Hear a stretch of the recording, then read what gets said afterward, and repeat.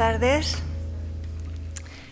Bienvenidos al aula de narrativas del Centro Cultural La Nau. Hoy tenemos el gusto de tener con nosotros al escritor Juanjo Braulio, al que le doy la bienvenida. Queremos hablar hoy sobre su última novela, que es esta que tengo aquí, Sucios y Malvados, y a partir de esta novela, pues sobre su forma de ver la literatura, el proceso de creación, su aproximación, digamos, a la creación literaria. Antes de iniciar la conversación sobre este libro, permítanme que diga algunas breves palabras sobre la biografía de Juanjo Braulio.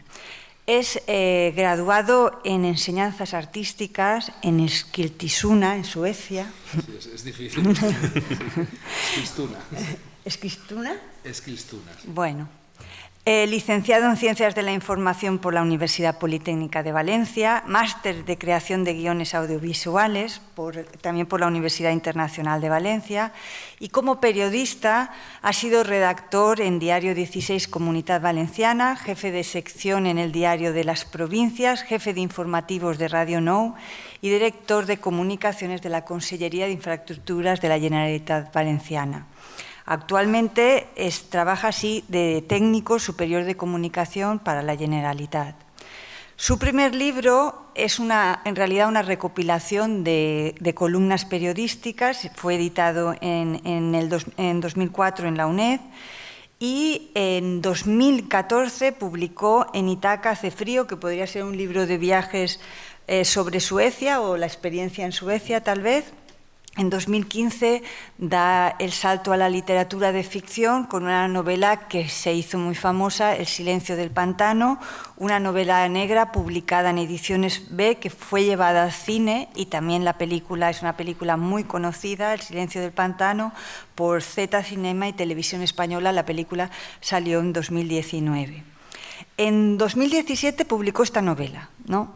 Que ahora estábamos comentando y él decía que el proceso de creación es un poco duro, pero yo pensaba, tan duro no será para escribir 600 y pico páginas para alguien que se entretiene en la obra literaria, es decir, que le ha dedicado ahí un gran esfuerzo.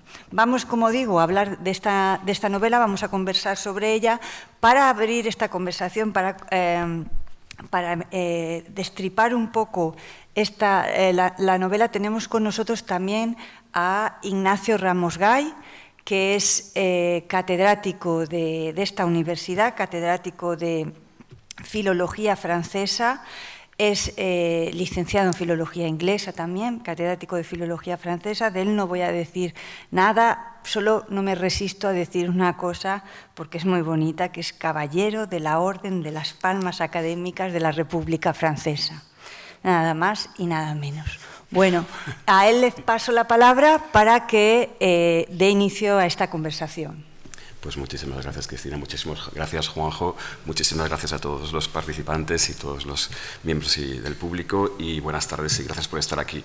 Muy rápidamente, yo leí esta primera novela en 2016, El silencio del pantano, acaba de nacer mi hija. Francamente, se lo estaba diciendo antes a Juanjo, por mi profesión, por nuestra profesión, leemos muchísimas novelas. Yo, aparte siendo de filología francesa y de filología inglesa, y particularmente volcado hacia el género negro, que creo que es una cosa que disfrutamos. A veces está mal visto disfrutar con la novela, porque realmente en la universidad parece que el tedio tiene que ser aquello que acompaña el mérito, pero realmente la novela negra siempre pues, es un cierto modo una especie de escapismo respecto a la literatura más, si queremos, anclada en los manuales. Y cuando leí esta primera novela, no sé si es que también acababa de ser padre, estaba mucho más las emociones más a flor de piel, pero francamente me sobrecogió. Me sobrecogió sobre todo el estilo, la forma de escribir, la sofisticación a la hora de expresarse, y de hecho es la segunda edición, ha habido más después, pero realmente me pareció algo muy singular dentro de lo que son las letras españolas. Entonces empecé a indagar, empecé a buscar, más tarde eventualmente llegué a esta segunda novela y empecé a descubrir lo que es Juanjo Braulio. Acto seguido pasé a formar parte del aula de literatura gracias a Adela Cortijo, que me propuso, y efectivamente mi primera proposición fue que viniese a estar aquí con nosotros, porque creo que para los que somos profesores de literatura en conjugar el placer estético con el placer realmente del gusto, que te gusta una novela que además tiene unas cualidades literarias, es francamente excepcional. Y creo que Braulio en ese sentido sí que ocupa un lugar muy diferente y muy excepcional dentro de lo que son las letras valencianas, y más dentro de lo que es esa especie de recuperación que estamos viendo de Valencia como escenario literario, algo que ya teníamos de la mano de Blasco Ibáñez, algo que ya teníamos con Manuel Vicent, pero que a lo largo de los 80 y 90 hemos visto también dentro de lo que es el género negro, con novela negra valenciana en valenciano, Ferran Torrent, Josep Lluís Seguí, pero también novela negra valenciana en castellano, Rafael Chirres, por ejemplo, o incluso un compañero nuestro de la Facultad de Filología, Salvador Pons, con Orange Town, que también les recomiendo que la lean. Pero, francamente, dentro de ese panorama, me parece que Juanjo Braulio ocupa un lugar destacado. Y no quiero ocupar mucho el tiempo de palabra porque me parece que es él quien realmente va a decirlo, pero sí que creo que reúne las condiciones óptimas para que se convierta en esa obra maestra que ha dicho la crítica que fue esa primera novela, así como esta segunda. Prueba de ello es que esta se ha ido llevada al cine y esta, me sabe mal desvelarlo porque imagino lo irá, va a ser llevada también igualmente a la televisión. Y es que, en primer lugar, creo que Juanjo Braulio tiene un estilo muy depurado, tiene realmente una sofisticación expresiva muy singular dentro de lo que es la escritura en castellano actual. En segundo lugar, sí que hay un dominio total dentro de lo que son las técnicas narrativas, las presencias de narradores omniscientes, las polifonías, la arquitectura. Es una novela compleja de leer, tiene una sintaxis muy entrelazada, muy abigarrada, que luego poco a poco se va deshaciendo, se va evaporando para realmente acceder a lo que es la sustancia. Pero sobre todo sí que creo que hay un aspecto que es importante, y es cómo Valencia recupera esa especie de conversión en un personaje à part entière, que dice en francés, un personaje en puridad. Valencia es el personaje principal de la novela, en torno al cual gravitan una serie de personajes no menos potentes, igualmente poderosos, pero sobre todo hay una forma de ver esa cara B de lo que siempre se nos ha enseñado que es Valencia, esa sordidez, todo lo que se esconde detrás de lo imaginario que hemos visto en las postales, que eso sí que lo desmenuza con una clarividencia muy peculiar. Y yo, para terminar muy rápidamente esta presentación, ese oficio que se nota detrás de cada línea, vemos que tiene mucho oficio, hemos dicho, lo ha dicho Cristina, el enorme número de medios en los que ha trabajado para televisión, para radio, para medios impresos. Cuando yo leo a Juanjo Braulio pienso muchísimo en Semprún. Y pienso muchísimo en Semprún porque, como decía en La literatura de la vida, para decir la verdad hay que inventar. Porque hay que realmente, el dato en sí es muy pobre. El dato histórico nunca llega a transmitir lo que son las verdaderas cosas. Las palabras, como decía José Manuel Casán, a que también citas muchas veces en tus blogs y en tus obras, las palabras se quedan cortas para hablar de lo que era un campo de concentración, que es lo que decía Semprún. La palabra humo no remite al humo de Buchenwald.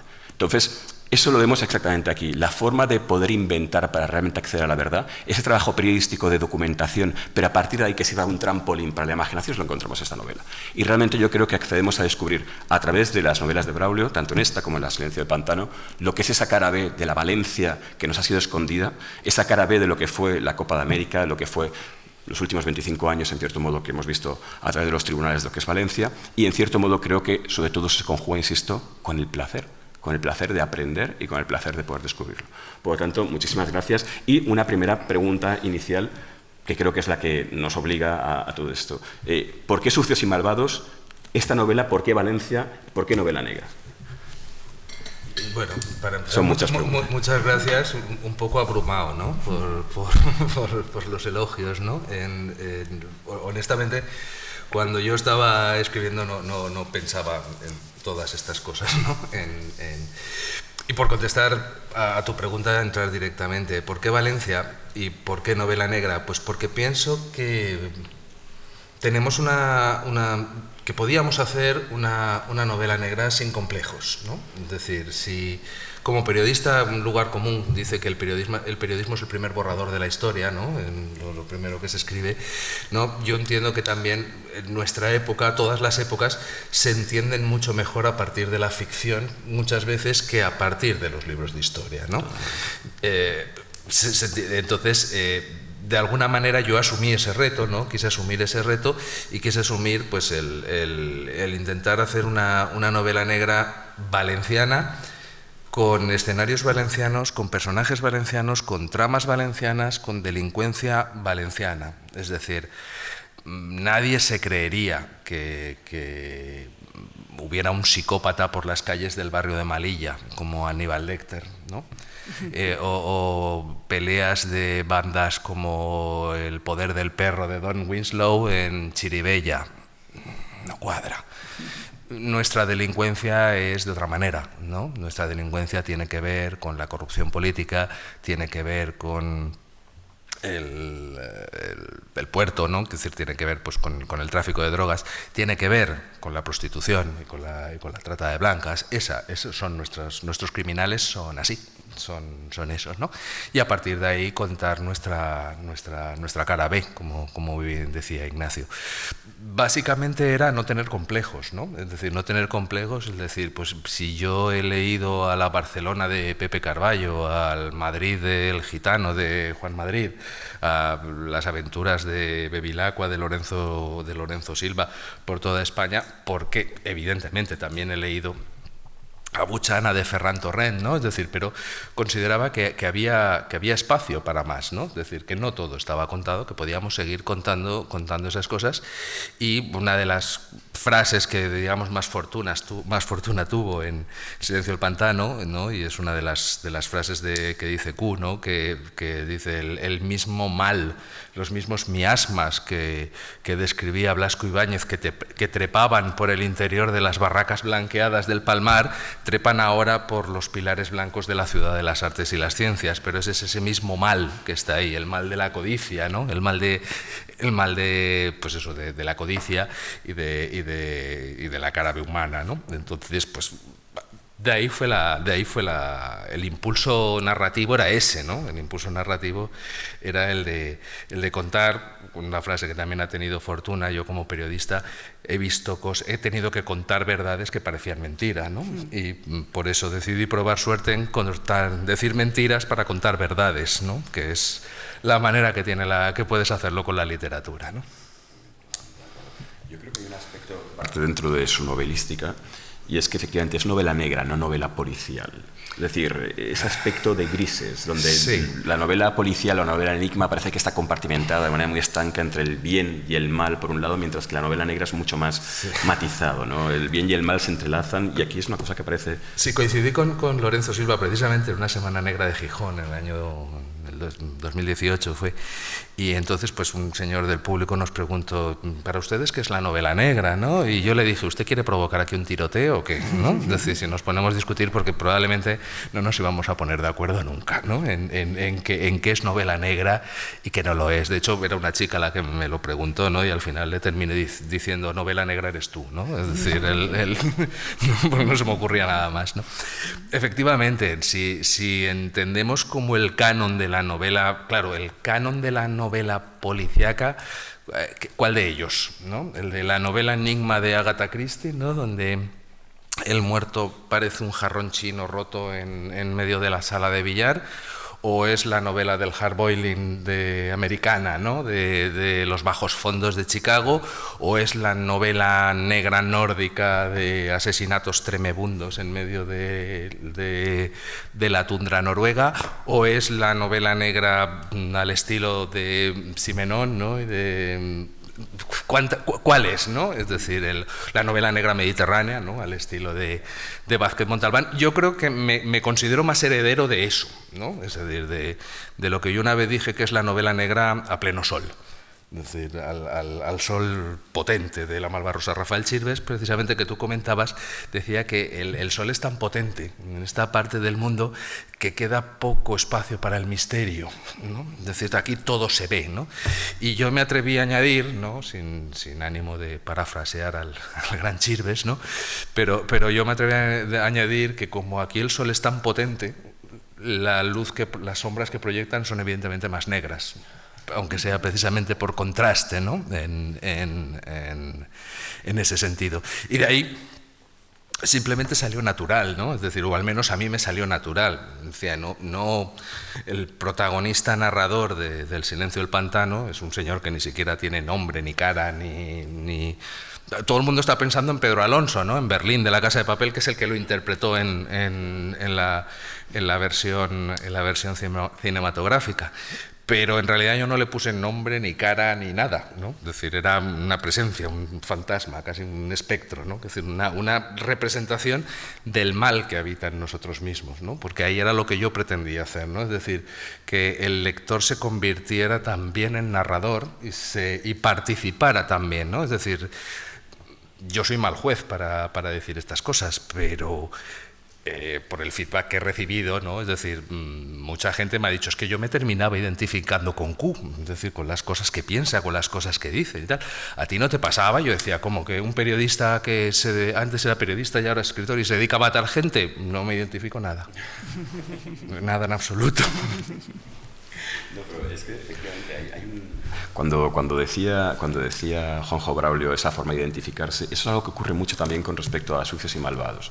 En la novela, que tiene lo que decíamos antes, una arquitectura muy compleja, que son múltiples subtramas, estaba haciendo esta mañana una serie de apuntes porque realmente recordarla es muy compleja, pero es muy interesante porque son diferentes formas de abordar el mal, diferentes formas de realmente mostrar la violencia y sobre todo la violencia como un denominador común, que es la violencia hacia las mujeres, curiosamente. Entonces encontramos prostitutas amenazadas, encontramos niñas objeto de trata de blancas, encontramos violencia machista, diferentes vertientes, diferentes, si queremos, parámetros o aristas de lo que es esa violencia, y curiosamente yo notaba un cierto grado de violencia reparadora también contra el perpetrador, como si en cierto modo esos sucios y malvados se les hiciera justicia por medio de la página escrita, como diciendo, pues ahora vais a morir como realmente deberíais. Evidentemente no digo que el autor proyecte una forma real, pero sí que en cierto modo la literatura servía para compensar aquello que la realidad en cierto modo no te permite hacer, y es hacer justicia con todos aquellos que llevan a cabo ese tipo de crímenes contra la mujer. Entonces parece que hay una especie de justicia poética en algunos casos en cómo mueren algunas personas que participan. Ahí yo creo que desde que empezamos la humanidad empezamos a contarnos historias los unos a los otros en las cuevas de Altamira, ¿no? Creo que hay dos historias que son las que más nos gustan que nos cuenten, ¿no? Una es la de Cenicienta. O sea, la historia de Cenicienta nos apasiona y puede parecer que dicen, me la han contado una vez, no, que va, nos la cuentan todos los días, varias veces, y la seguimos viendo. De salir de la nada a triunfar, ¿no? De ese golpe de suerte, esa hada madrina que llega y te cambia la vida, ¿no? Eso, lo que pasa es que se ha sofisticado muchísimo la manera de contarlo. Ahora se llama MasterChef, por ejemplo, pero sigue siendo el mismo cuento, ¿no? Operación Triunfo, ¿no? Es decir, todos los realities en realidad nos cuentan Cenicienta, ¿no? Y porque nos gusta verlo, ¿no? Es decir, y la otra historia que nos encanta que nos cuenten es la de venganza, es el Conde de Montecristo. Que también, que cuando no se cumpla la ley, que alguien haga justicia, ¿no? Entonces, y esas dos historias nos las estamos contando constantemente una y otra vez. En ese caso, yo no he aportado absolutamente nada nuevo a lo que ya se ha contado miles de veces, ¿no? Que es una historia de venganza. Y además, las historias de venganza, desde el punto de vista social, ¿no? Que decir, tienen mucho de catarsis, ¿no? Decir, o de escarmentar en cabeza ajena, por decirlo de alguna manera, ¿no? Decir, esa catarsis, eso ver cómo alguien que se lo merece recibe el justo castigo del cual se ha librado antes por mil motivos, ¿no? Eso nos hace como que sentirnos bien después, aunque sea una auténtica barbaridad, ¿no? Desde el punto de vista moral y desde el punto de vista filosófico. Pero eso es la ventaja que tenemos los novelistas, que no tenemos ni somos curas, ni psicólogos, ni legisladores, podemos hacer lo que nos dé la gana, ¿no? Con estas cosas, ¿no? Es decir, no tenemos por qué ni pontificar ni enseñar a nadie, ¿no? Es decir, sí que podemos hacerte pensar, pero siempre y cuando te diviertas.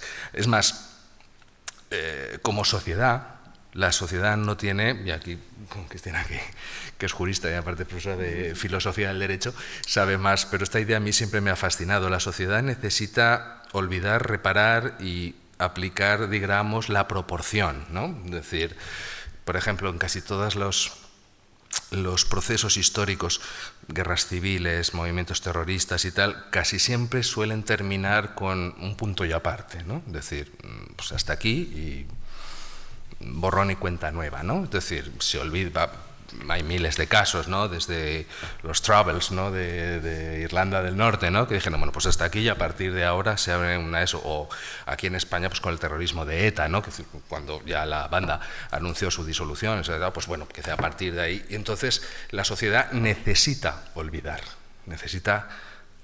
que eso ocurrió, olvidarlo hasta cierto punto, ¿no? Pero no podemos pedir al individuo que lo haga también. Yo ahí no me veo con autoridad moral para para una persona que su vida le rompieron la vida por un atentado terrorista o por un crimen grave, ¿no? Es decir, por un crimen grave, que ha sufrido un crimen grave, pues la sociedad dice, pues bueno, al señor que... Siempre pongo yo el mismo ejemplo, ¿no? Y que es casi mirarle al diablo a los ojos, ¿no? E incluso tirarle de la barba, ¿no? El crimen más tremendo que ha padecido la Comunidad Valenciana fue el crimen de las niñas de Alcácer, ¿no? Lo sé porque yo estaba allí, ¿vale? O sea, de hecho, fue una sorpresa para mí. Hay una serie documental de Netflix que se estrenó hace poco, ¿no? Que se llama El crimen de Alcácer y tal, y hay un momento en el que sale Miguel Ricard, que sale esposado y aparece por él durante el juicio y tal, y adivina por delante de quién pasa, ¿no? Yo estaba allí, tenía 24 años y estaba cubriendo el juicio, ¿no? Yo no estuve cuando fue mi compañero Javier Martínez, el único de las provincias, el único periodista que estuvo presente cuando encontraron los cadáveres, pero yo, que entonces era un becario, ¿vale?, le acompañaba a cubrir el juicio de Alcácer y me vi bueno, sale Miquel Ricard esposado, ¿no?, que y pasa por delante de un Juanjo Braulio de hace 20 años, ¿no?, que ya estaba allí, ¿no? Pero bueno, recuerdo que, pues eso, entre que yo era un jovencísimo reportero entonces y que me crucé la mirada con Ricard, lo mucho que me impresionó, ¿no? Es decir, la mirada del asesino, ¿no? Entonces era presunto todavía, después se demostró que sí que lo había hecho. Pero bueno, esa mirada, recuerdo cuando llegaba a casa, yo a mi madre le decía, es que le he visto los ojos al diablo, ¿vale? O sea, he estado mirándole al diablo a los ojos, ¿no? Bien, todo esto, ¿de qué viene a cuento, no? Miguel Ricard fue condenado, hablo de memoria, pero creo recordar que fueron a 270 años de prisión. Estuvo 17. 17 años en la cárcel son muchos años en la cárcel. Como sociedad podemos establecer, porque para eso están los códigos penales, toda la legislación penitenciaria, etcétera, etcétera, que, en fin, que es mucho tiempo, que es tiempo más que suficiente como para que se haya cumplido una de las funciones, digamos, de lo que es el derecho penal, ¿no?, que es apartar al miembro peligroso de la sociedad. Esa parte se cumple con esa condena. La segunda función de la pena es la reinserción, ¿no?, que esa persona pueda volver a ser un miembro de la sociedad. Vamos a suponer que en el caso de Ricard fuera cierto. Digo que vamos a suponer porque fue detenido hace 3 meses por gestionar un narcopiso en Barcelona. Pero bueno, independientemente de eso, ¿no?, vamos a suponer. Y la tercera parte la tercera pilar del sistema penitenciario es la reparación del daño causado. Y aquí es donde yo les reto a ustedes a que miren al diablo a los ojos, en este caso los míos. ¿Hay reparación posible para eso? Como sociedad podemos pensar que sí, que 17 años en la cárcel es reparación. Para los padres de Miriam, de Toño y de Desiré, ¿hay reparación posible? ¿Qué reparación es posible? No digo que sea moralmente justificable, que no lo es, pero ¿es humanamente entendible que la única compensación posible sea la fría, cruel y despiadada venganza? Sí. Como no lo podemos hacer, evidentemente, porque somos una sociedad civilizada, con leyes, con tal, lo podemos hacer con la literatura. Ahí sí que nos podemos vengar.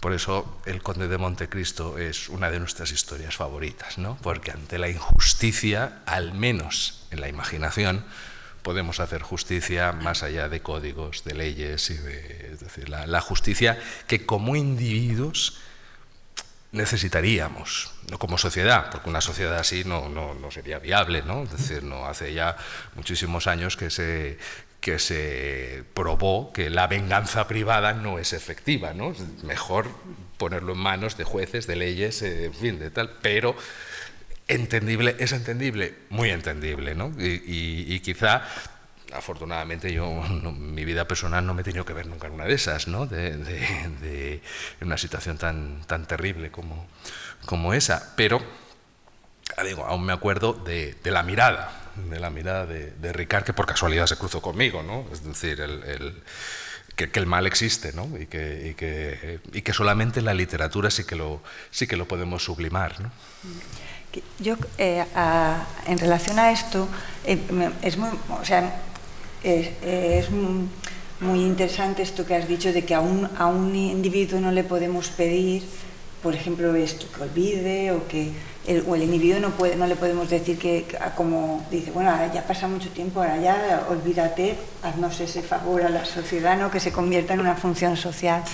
Pero en la realidad, este impulso un poco hacia la venganza, que parece que es lo único que nos podría dar una reparación, no se produce, porque la gente no se lanza a la venganza como se lanza en las novelas, ¿no? Entonces yo te quería preguntar, porque en el proceso de documentación para hacer la novela, es decir, la información que habrás recogido, la realidad un poco de los crímenes en Valencia no es, no sé, con crímenes muy torpes, no tan elaborados. Si esto es así. De hecho, una de las personas, el personaje de Roma Besalduc, la inspectora de policía, existe. Yo siempre digo que soy un escritor francamente gandul. O sea, ¿francamente? Gandul, muy vago, muy vago. Muy vago, a ver, honestamente a mí me hubiese encantado escribir Juego de Tronos, ¿no? Uno, por los pingües beneficios que eso hubiese supuesto, y segundo, por el enorme trabajo de inventarte el mundo entero, ¿no? Es lo que decía Vargas Llosa, ¿no? En la tesis sobre García Márquez antes de que se liaran a puñetazos. Sí, 2 premios Nobel se lían a puñetazos, oye, chico, pues ¿no? Que decía que García Márquez era Dios. Y no solo era Dios porque escribe muy bien, que también, sino porque todas las novelas del realismo mágico implica construir el mundo entero, ¿no? Y yo honestamente no tengo ni tiempo, ni ganas, ni talento de construir el mundo entero. Es muy cansado hacer eso, ¿no? Eso lleva muchísimo trabajo. De hecho, El silencio del pantano, toda la historia está en el Cabañal básicamente porque soy de allí, ¿no? Y el bar Flor es el bar donde mi padre iba a almorzar con sus hermanos, ¿no? Y yo los transformé. Al principio no les hizo mucha gracia que los transformaran en un clan de narcotraficantes, después ya les hizo, empezaron a asumirlo, pero al principio, asumirlo, y además como la película se rodó allí también en el bar, o sea, usaron el bar Flor como escenario y tal, y pusieron allí a Carmina Barrios y a Nacho Fresneda por allí y tal, ¿no? A los actores, pues bueno, las dueñas del bar Flor después estaban encantadas, ¿no? Pero al principio mucha gracia no les hizo, ¿no? Es decir, ¿cómo que vamos a posar como un narcotraficante, ¿no? Y tal. Pero bueno, el caso es que en Roma Besalduc existe.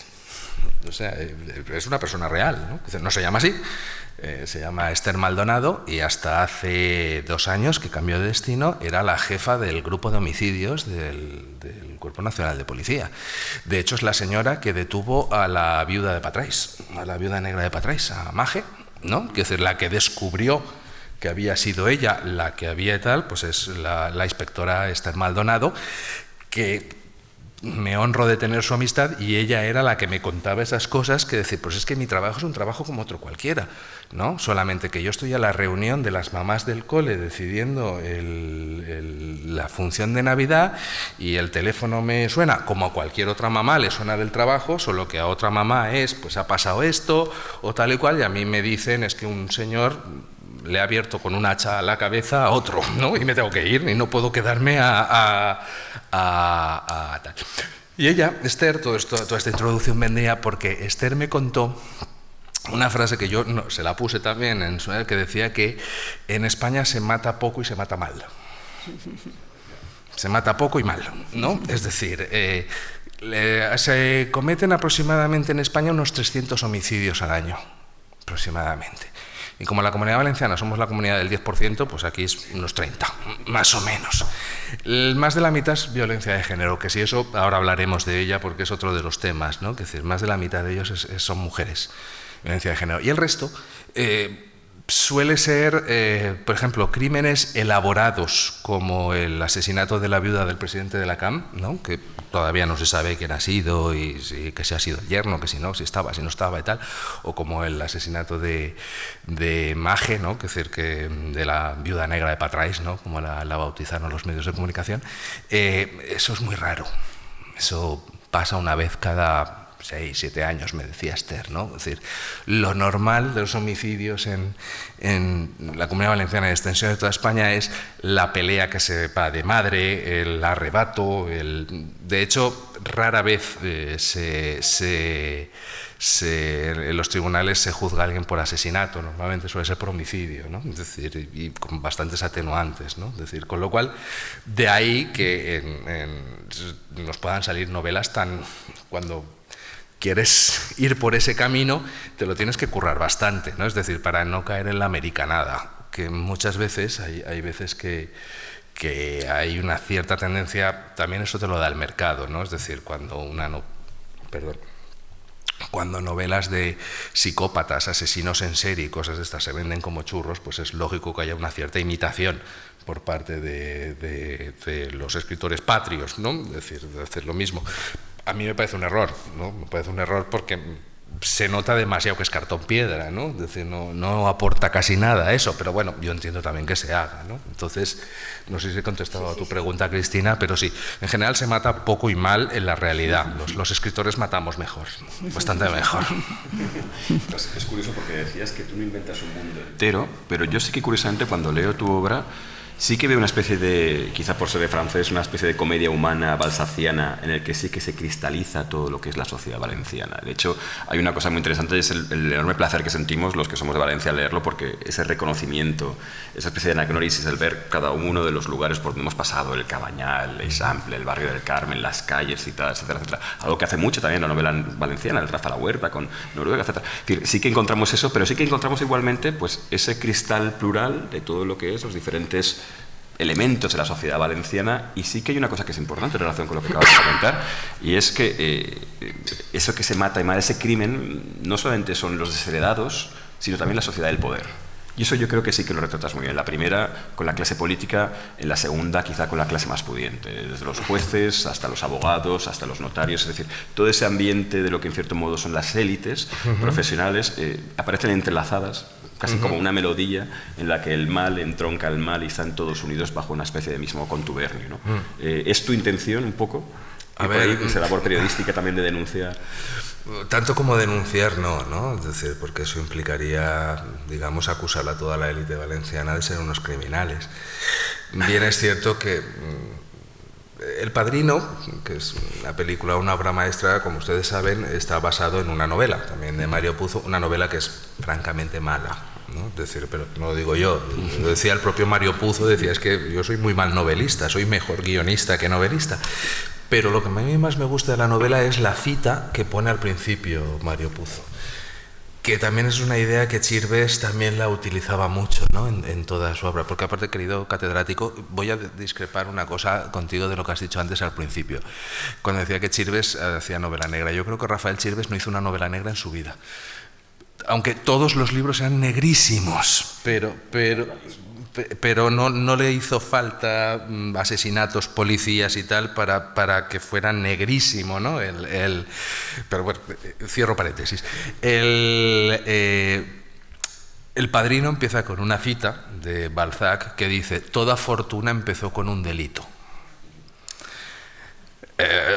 Y mucha razón tiene, ¿no? Es decir, muchísima razón tiene, y más si repasamos la historia reciente de la España del siglo XX, ¿no? Es decir, la guerra civil y el franquismo supuso una anomalía histórica de tal calibre que bueno, te hace dudar, ¿no? De esa idea también la ponía en El silencio del pantano, ¿no?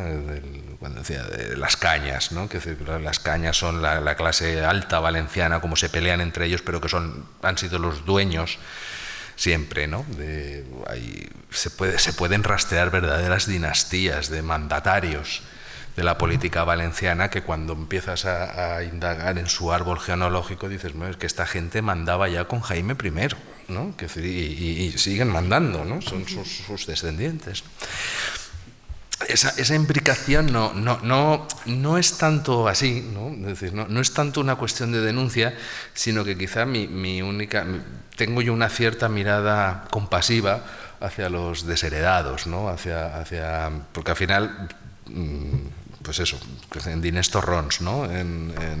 Siempre son los perdedores, ¿no? Y que es mucho más difícil que la acción de la justicia, ¿no? Es decir, que el mal se imbrica mucho más en las clases altas y en las bajas, ¿no? Es decir, porque la condición humana lamentablemente tiene esa tendencia, ¿no? Pero sin embargo, cuando cuando miras más a la élite, pues ahí es como más chocante, ¿no? Todavía, como que la sombra es más negra, ¿no? Que hay como muchísima más oscuridad. Pues al hilo de la digresión, la pequeña... Estoy de acuerdo con respecto a la consideración de Chirves, porque yo en cierto modo, y es una cosa que también se lo dije a Juan Madrid hace mucho tiempo, cuando lo trajimos a Valencia, es que esa novela negra que es puro costumbrismo, galdosiano, que es casi naturalismo, es algo que también vemos aquí, en cierto modo parece que bascula entre dos diferentes géneros. ¿Tú te podrías también considerar una especie de heredero de ese naturalismo, una especie de naturalismo valenciano? Sí, sin duda. Y de Blasco Ibáñez, sobre todo, ¿no? Es decir, de Blasco Ibáñez como se me hace un poco duro llamarle costumbrismo, ¿no? Es decir, se me hace un poco duro porque también yo soy muy consciente de que estas dos novelas envejecerán mal. Es decir, que tienen su época y su contexto, ¿no? Como toda la novela negra, ¿no?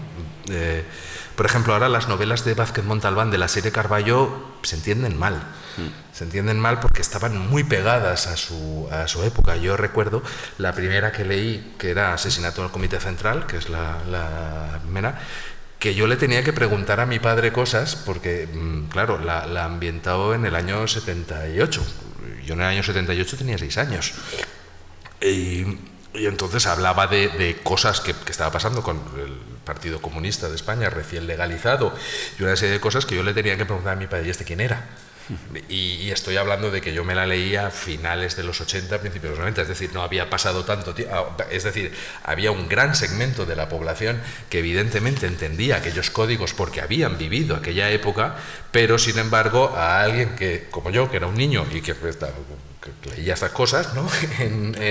Ya empezaba yo empezaba a tener referencias que ya no tenía, ¿no? Con lo cual yo entiendo que a lo mejor dentro de 60 años, si alguien se lee una de mis novelas, tendrá que leerlas un poco arqueológicamente, ¿no? Es decir, porque habrá cosas que ya, referencias que yo doy por supuestas y que ya se habrán perdido. Yo entiendo que la novela negra en general envejece mal.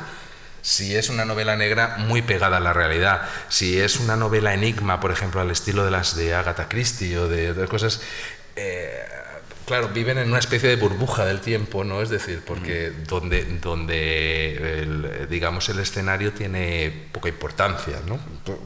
Relativamente poca, aunque sí que tendrá, y voy a enlazarlo un poco con tu pregunta anterior.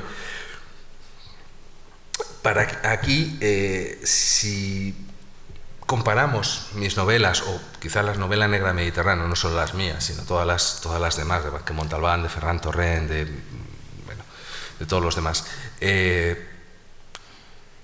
Para nosotros, yo creo que si hay una diferencia fundamental, como por ejemplo con la novela nórdica, la novela negra nórdica, o incluso la novela negra británica, es que normalmente en ellas el mal está fuera del sistema, ¿no? Y sin embargo, en la novela negra mediterránea, el mal es el sistema.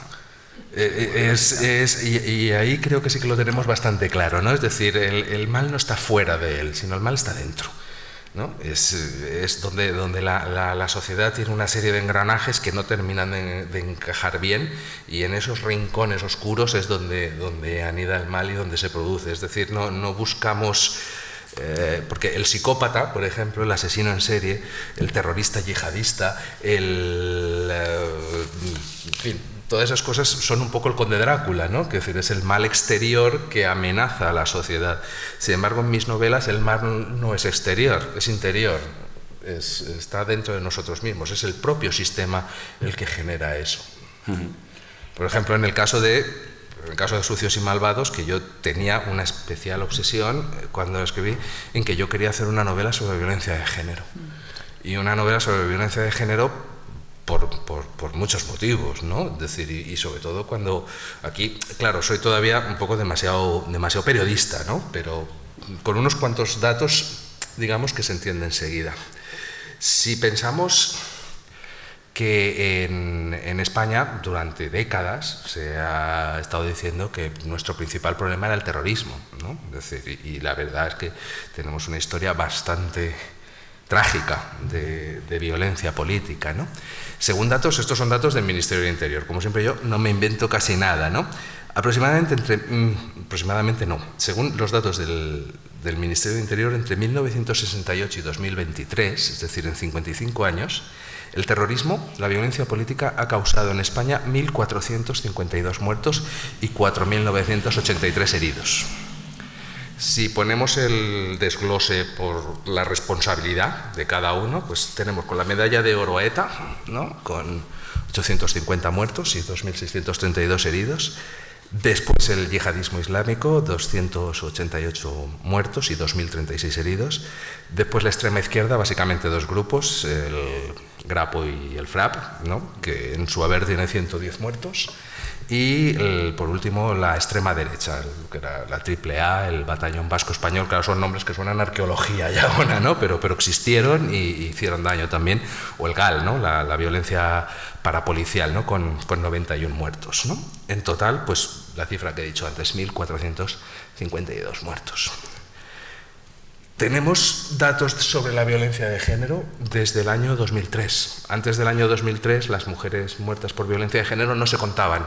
Se contaban como el típico eso que están del caso de los años 70 como crimen pasional, ¿no? Es decir, pero no, en las estadísticas policiales y judiciales no se contaban, eran homicidios, ¿no?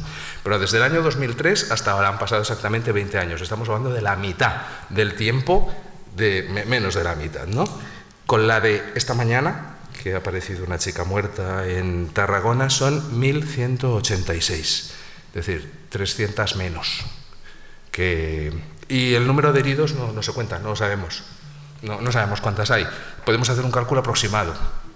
Aproximadamente los tribunales españoles se registran en los juzgados de violencia sobre la mujer 16.000 denuncias por lesiones. Cuando se refiere a delito de lesiones, se refiere a que ha sido necesaria una intervención médica, es decir, no es un empujón, no es un moratón, ¿no? Es decir, ya un médico ha tenido que coser algo o reparar algo, ¿no? Estamos hablando de 16.000 al año. Eso quiere decir que puede haber unas 320.000 heridas por la violencia de género, que son muchas, ¿verdad? Se calcula que solamente se denuncia el 20%.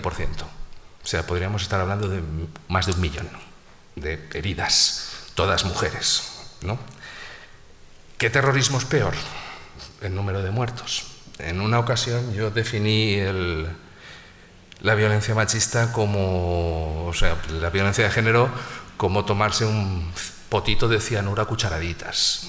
Cada semana una cucharadita, ¿no? Simplemente no parece, claro.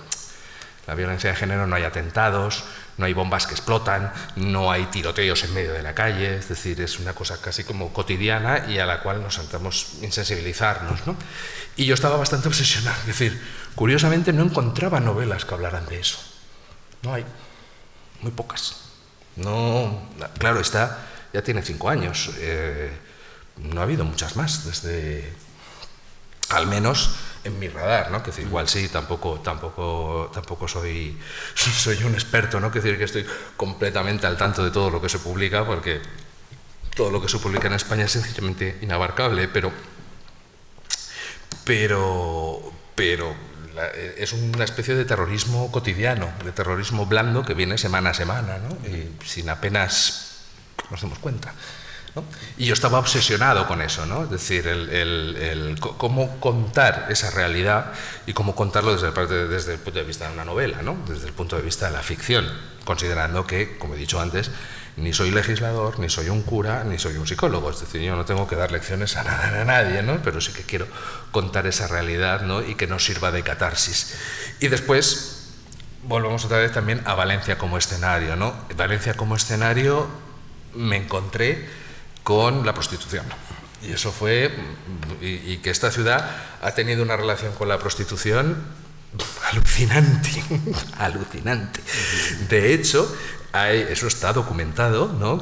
Para empezar, la famosísima Pobla de les Fembres Pecadrius, ¿no? Que era un barrio amurallado con más de 300 burdeles, que estaba exactamente en el mismo sitio donde sigue estando el barrio chino. O sea, no se cambiaron, no se ha cambiado de sitio. Ha sido hasta ahí, solo que las autoridades valencianas de finales entre el siglo XVI y el siglo XVIII lo enseñaban a las visitas. Es decir, está documentado que el marido de Juana la Loca, Felipe el Hermoso, visitó Valencia y se lo enseñaron, ¿no? Es decir, las autoridades, a mí me gusta aquí, Alteza, lo bien organizado que tenemos esto, ¿no? Que tenemos a todas las putas aquí dentro, ¿no? Y entonces, y aparte tenían una horca en la puerta, un cadalso, ¿no? Lo tenían en la puerta para decir, vamos a llevarnos bien, ¿no?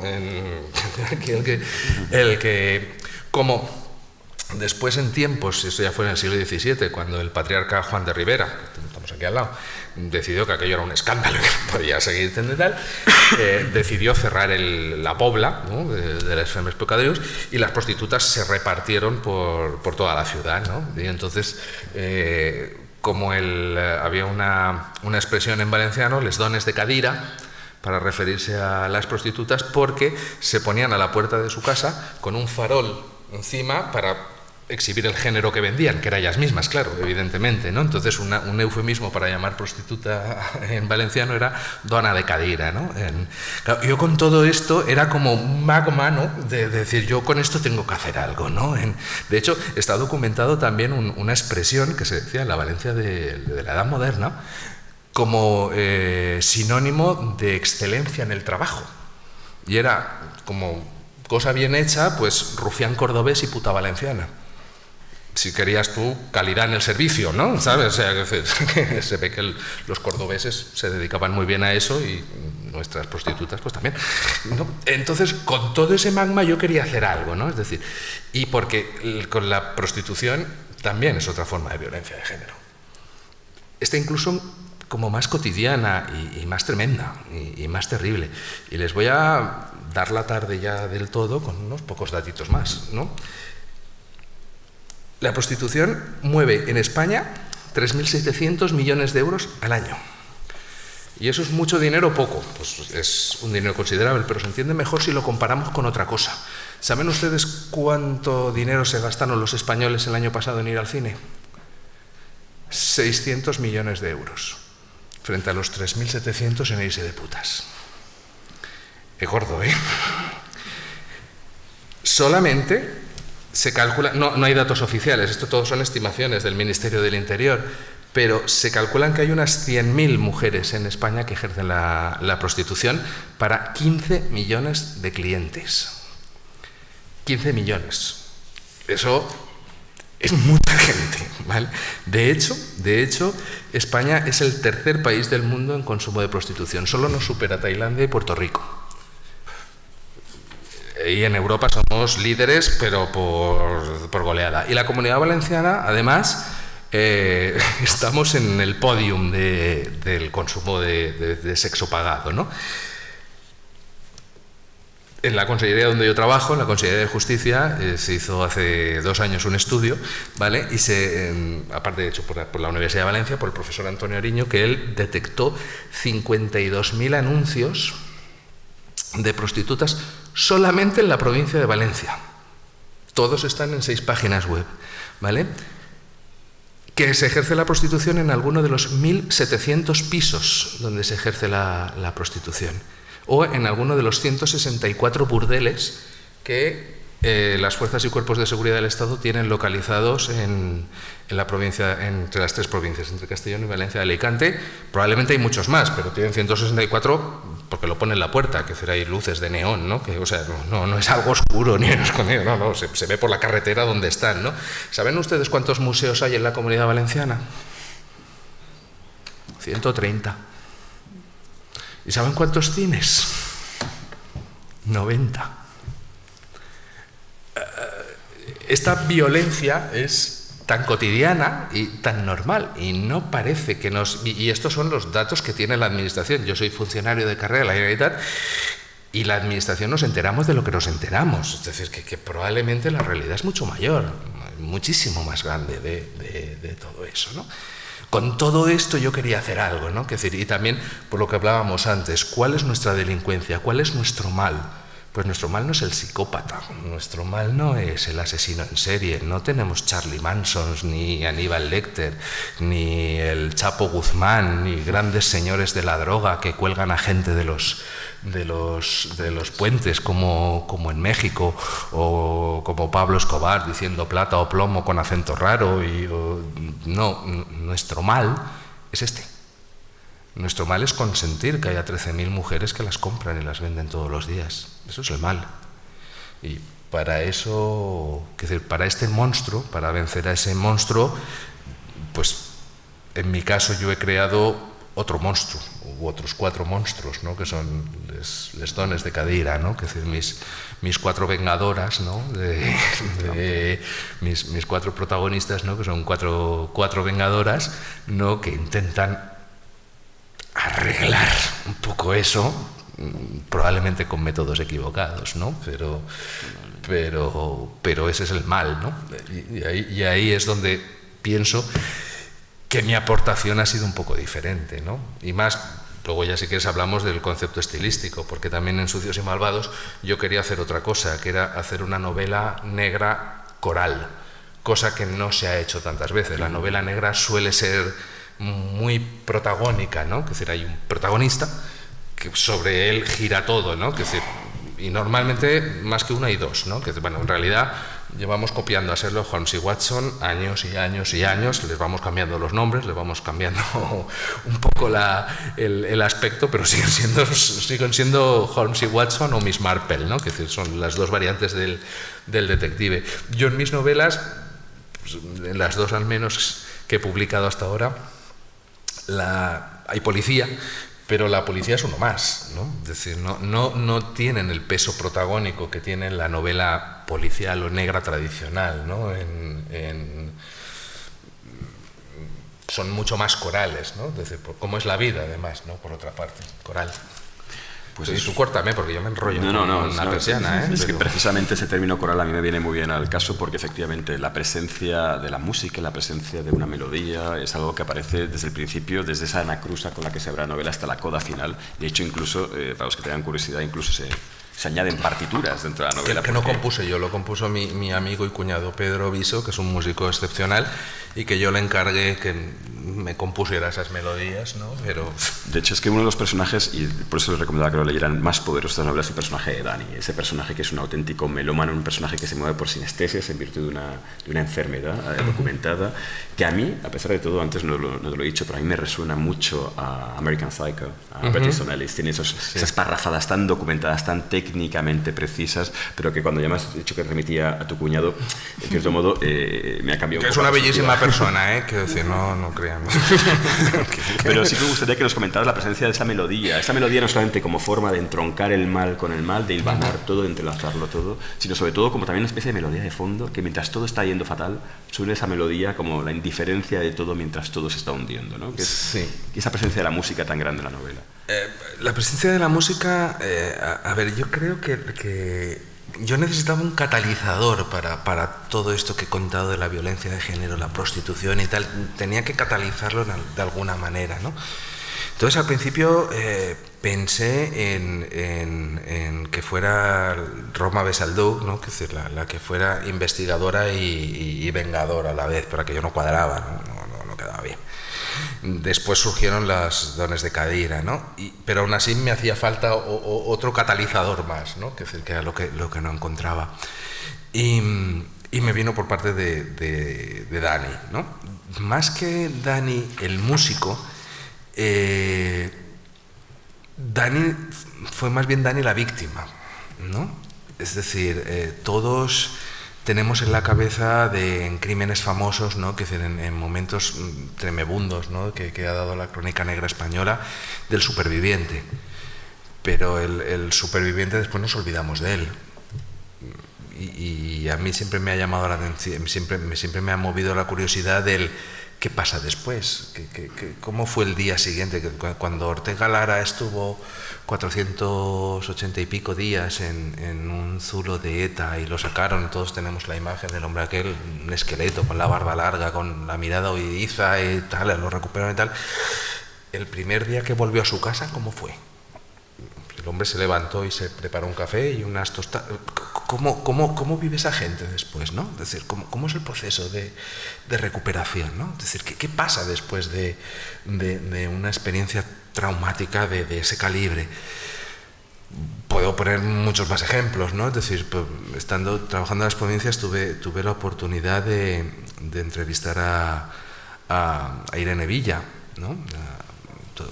Todos tenemos en la cabeza, ¿no? Pues a Irene Villa le faltan 2 piernas, o sea, una la tiene cortada por la altura de la rodilla, otra un poquito más arriba del muslo, no sé cuantísimas operaciones, no tiene bazo, solamente tiene un riñón, un pulmón solo le funciona al 60%, es decir, la bomba de ETA pues la destrozó, y aún así su testimonio o sea, estar delante de ella es tremendamente abrumador, ¿no? Es decir, de esta persona que se ha recuperado, ¿no?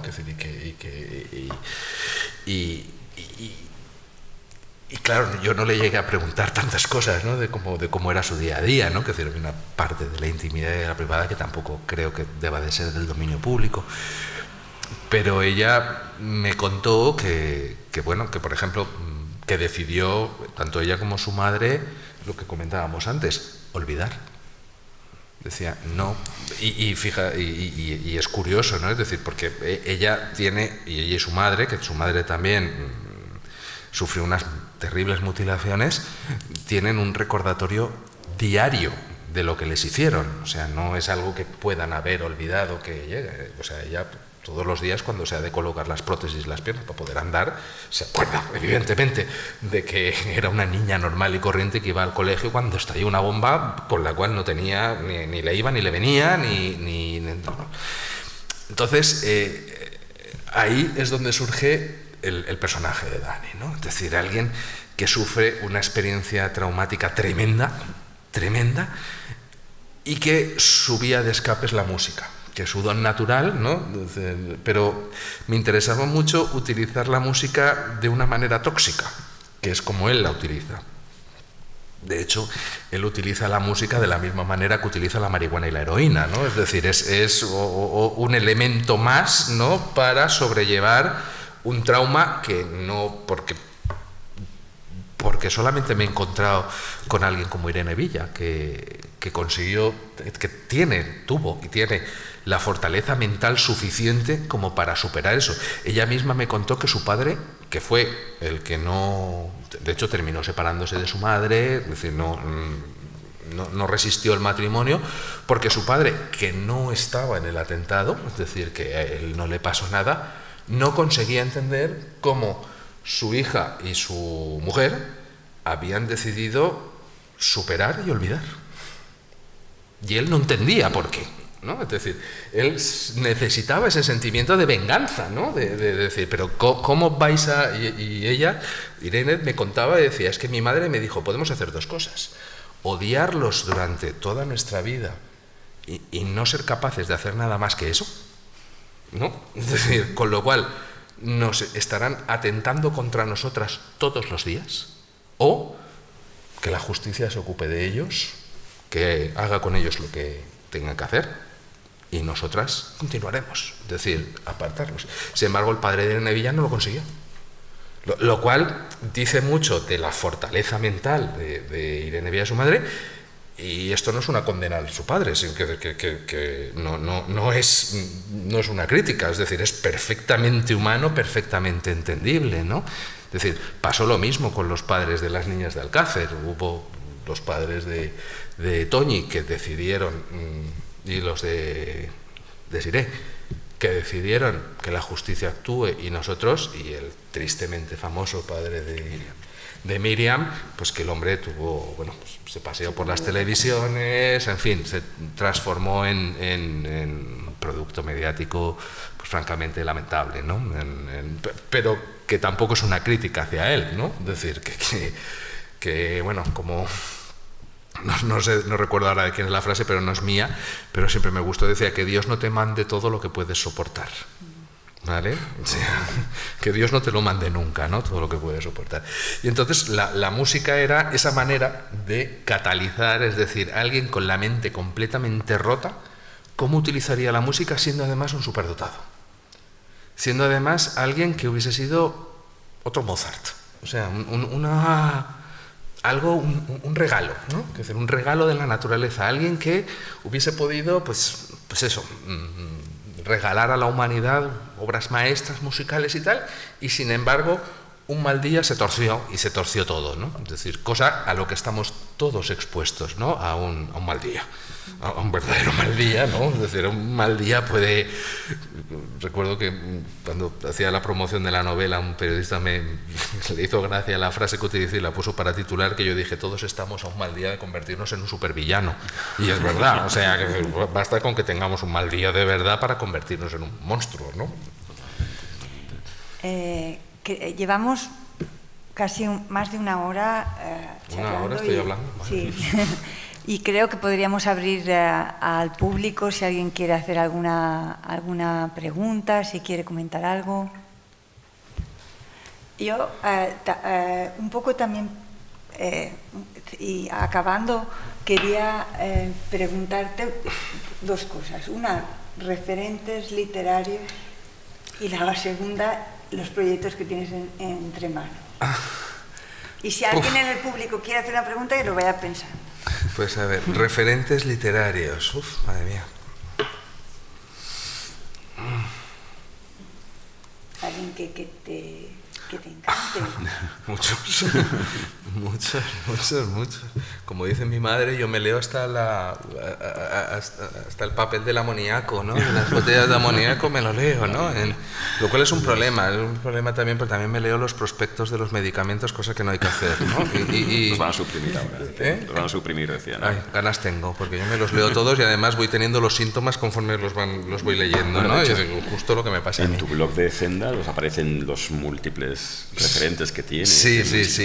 Una historia de la novela negra, prácticamente. ¿eh? Sí, de novela negra, el que más me ha gustado siempre ha sido Vázquez Montalbán, ¿no? Que es decir, esa mirada cínica, crítica, ¿no? Ese utilizar la novela negra para contar otra cosa, que creo que es el gran valor que tiene la novela negra en realidad, no contar crímenes o asesinatos o hacer, porque ya se ha convertido incluso en un subgénero literario, el del crimen tremebundo, ¿no? Es decir, el a ver quién hace, quién hace la más gorda, ¿no? Es decir, pues, encuentran a un cadáver destripado, encuentran un cadáver destripado con la cabeza cortada, no, destripado con la cabeza cortada y con una turmix metido por la oreja, ¿no? Lo gore, ¿no? Es decir, eso ya se ha convertido en un subgénero, evidentemente el del psicópata, el cual... A mí me interesa más la novela negra que se usa para contarte otra cosa, ¿no? Y para contarte una realidad de hoy o de ayer, ¿no? Es decir, tampoco hace falta que la novela negra sea una crónica de la actualidad, ¿no? Que puede ser muchas cosas, ¿no? Pero cuando cuentas otra cosa, ¿no? Que sería, en eso creo que los novelistas mediterráneos lo han hecho mejor que los nórdicos, ¿no? Es decir, yo viví en Suecia y el boom de la novela sueca nórdica, que es muy divertido, y son muy divertidas de leer, y muy amenas, y muy entretenidas, ¿cómo se lo explicaría yo?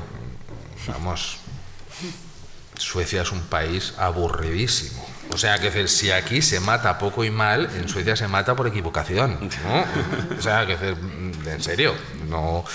Y las novelas de Henning Mankell, del inspector Wallander, de hecho, son un poco las más fieles, ¿no? Es decir, porque los casos a los que se enfrenta Wallander son esta delincuencia nórdica que es casi tiene un puntito racista, hay que decirlo también, ¿no? Es decir, porque los malos suelen ser casi siempre inmigrantes, ¿sabes? O sea, que tienen un puntito... A ver, que viví en Suecia y los conozco bien, ¿no? Es decir, tienen ese puntito también de que nosotros somos civilizadísimos, ¿no? Y digamos que lo malo nos viene de fuera, ¿no? Y que no se saben... Porque todas las novelas de Henning Mankell van por ese palo, ¿no? Es decir, después las de Stieg Larsson, la famosísima saga Millennium, pues es Cenicienta. otra vez, lo que les he dicho antes, o sea, es Cenicienta y el Conde de Montecristo mezclados, ¿no? Es decir, pero vamos, la extrema derecha sueca, que sí que existe, ¿no? Que sí que existe, pero no es esa extrema derecha nazi, asesina y tal. De hecho, esto es rigurosamente cierto. En Suecia hubo que cerrar cárceles, porque no las llenaban. Tuvieron que reajustar su política penitenciaria porque la diseñaron en los años 70 y se dieron cuenta que no tienen bastantes delincuentes para tanta cárcel, ¿no? Entonces algunas las han reconvertido en hospitales, con lo cual la novela negra nórdica es muy entretenida, muy divertida, pero si tú quieres saber algo o si quieres que te ilustren de algo de cómo es la vida en los países nórdicos, no se parece absolutamente nada. O sea, lo más peligroso que te puede pasar en Estocolmo es que te aparquen en doble fila. Es la cosa más peligrosa que te puede ocurrir. Es una sociedad tremendamente pacífica, muy pacífica y muy tranquila, ¿no? En el caso de, no sé, la novela negra americana, es que claro, eso es un poco inabarcable, ¿no? Pero como referentes siempre me ha interesado más eso, la novela negra mediterránea, la de Andrea Camilleri, o por ejemplo de Petros Markaris, ¿no? Es decir, por ejemplo, a mí del inspector Jaritos, la que más me gusta es la de Con el agua al cuello, ¿no? Es decir, que cuenta la crisis, ¿no? Es decir, la crisis cuando Grecia casi se hunde, ¿no? Es decir, y además cómo lo hace un poco poniendo a los griegos delante del espejo, ¿no? Es decir, no culpéis a Europa. O sea, Europa tiene parte de la culpa, pero tanta como tenemos nosotros de haber hecho este desastre, ¿no? Y todo eso con un caso policial que te tiene entretenido y tal, pero que te van sacando de eso. Blasco Ibáñez hizo lo mismo. Tampoco se han inventado nada, pero Blasco Ibáñez en su ciclo de novelas valencianas, de La Barraca, de Cañas y Barro, estaba contando la realidad de su tiempo. Y eso, ¿ves? Es que no ha envejecido mal, ¿no? Eso sigue siendo aparte. Yo defiendo de que Don Vicente escribió el primer western 30 años antes de que se rodara el primero, ¿no? Porque además las novelas estas valencianas son, pues eso, de esta sociedad que está en la frontera, que está lejos, ¿no? Que tiene otras leyes, otras normas, otras reglas. O sea, básicamente el western, en vez de indios hay pescadores y lo de percha, bordeta, percha, y en fin, no eso, pero básicamente es un western, ¿no? Eso respecto a la novela negra. En la manera de escribir, pues yo creo que uno de mis referentes es Vargas Llosa, ¿no? Es decir, por la palabra exacta, sin querer compararme con él, Dios me libre, ¿no? Pero en su estilo y en muchas más cosas. Pero siempre me ha gustado que al lector hay que tenerle respeto, ¿no? Es decir, eso es otra de las cosas que a mí como escritor me ha preocupado.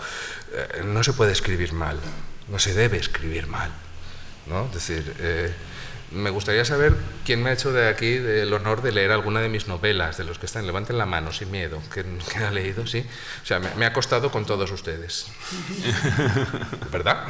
¿No? Es decir, tengo comprobado, ¿no? que el 90% de las personas que leen en la cama, con lo cual me ha costado con todos ustedes. O sea, que probablemente el último que le susurraba antes de cerrar los ojos era yo, ¿no? Y eso es una responsabilidad, ¿no? Es una responsabilidad que asumes, ¿no? Es decir, tienes que escribir bien y tienes que hacerlo bien, ¿no? No se puede escribir de cualquier manera, no puedes consentir repetir palabras, estructuras sintácticas mal hechas, ¿no? Esas cosas no se pueden, porque más que nada, porque para bien o para mal, pero estas cartas no las hemos elegido nosotros en esta partida, somos la generación de escritores que escribimos en la época de la humanidad donde más oferta de ocio hay. Es decir, tú como escritor le estás pidiendo a alguien al que te lee que te dé su tiempo. Con lo cual hay que tener un poquito de respeto respecto al tiempo que te están dando, ¿no? Es decir, entre ver una serie, ver una película, mirar el móvil, ver el fútbol, es decir, esa hora de su ocio te la está dedicando a ti, ¿no? Con lo cual, trátale con respeto, ¿no? Con el respeto que merece esa persona y su tiempo, que no lo vayas a conocer nunca, ¿no? Porque y más cuando te vas a meter en la cama con él, que es una cosa que no se hace todos los días. Entonces, de Vargas Llosa me gusta esa manera de apurar, ¿no? de la palabra exacta, del verbo preciso, ¿no? Es decir, a las novelas de Vargas Llosa no le suele sobrar ni faltar nada. Hay veces que hay algunas que más que novelas parecen máquinas, ¿no? Es decir, parecen engranajes, que todo encaja. Con García Márquez también le pasaba lo mismo, ¿no? En esto puedo seguir, ¿no? pero yo diría que esos son mis referentes más claros, ¿no? Después, pues por ejemplo también la de Ferran Torrent me gusta esa manera socarrona, ¿no? de esa mirada oblicua que le digo yo, ¿no? ¿Sabes? Esa mirada oblicua de decir, bueno, pues aquí por muy pompa que tengas, ¿no? Que es una mirada muy valenciana, ¿no? Y muy fallera, incluso con el buen sentido, ¿no? Es decir, por grande y espectacular y aparatoso que sea esto, mañana será ceniza. O sea, y creo que esa mirada Ferran sí que la tiene, ¿no? Que esa mirada, cosa que Blasco Ibáñez no la tenía. Blasco Ibáñez era como más grave, más casi 98istas, aunque con los del 98 no se llevó bien nunca, ¿no? ¿Sabes? Pero Blasco Ibáñez es casi más eso, tiene esa mirada grave, esa mirada reverencial. Sí, reverencial, oscura y tal.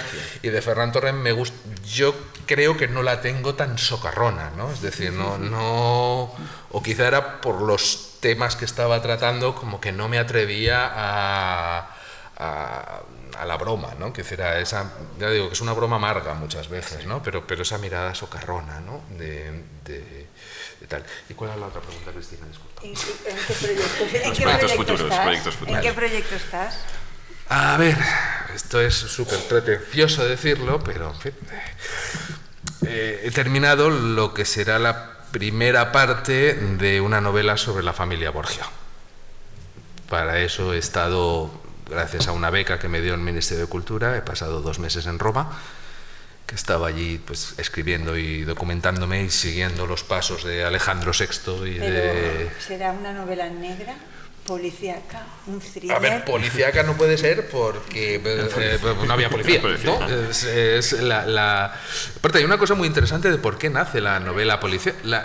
¿Por qué nace la novela policíaca? La novela policíaca nace cuando aparece la policía. ¿Y cuándo aparece la policía? Cuando aparece la investigación policial. ¿Y cuándo aparece la investigación policial?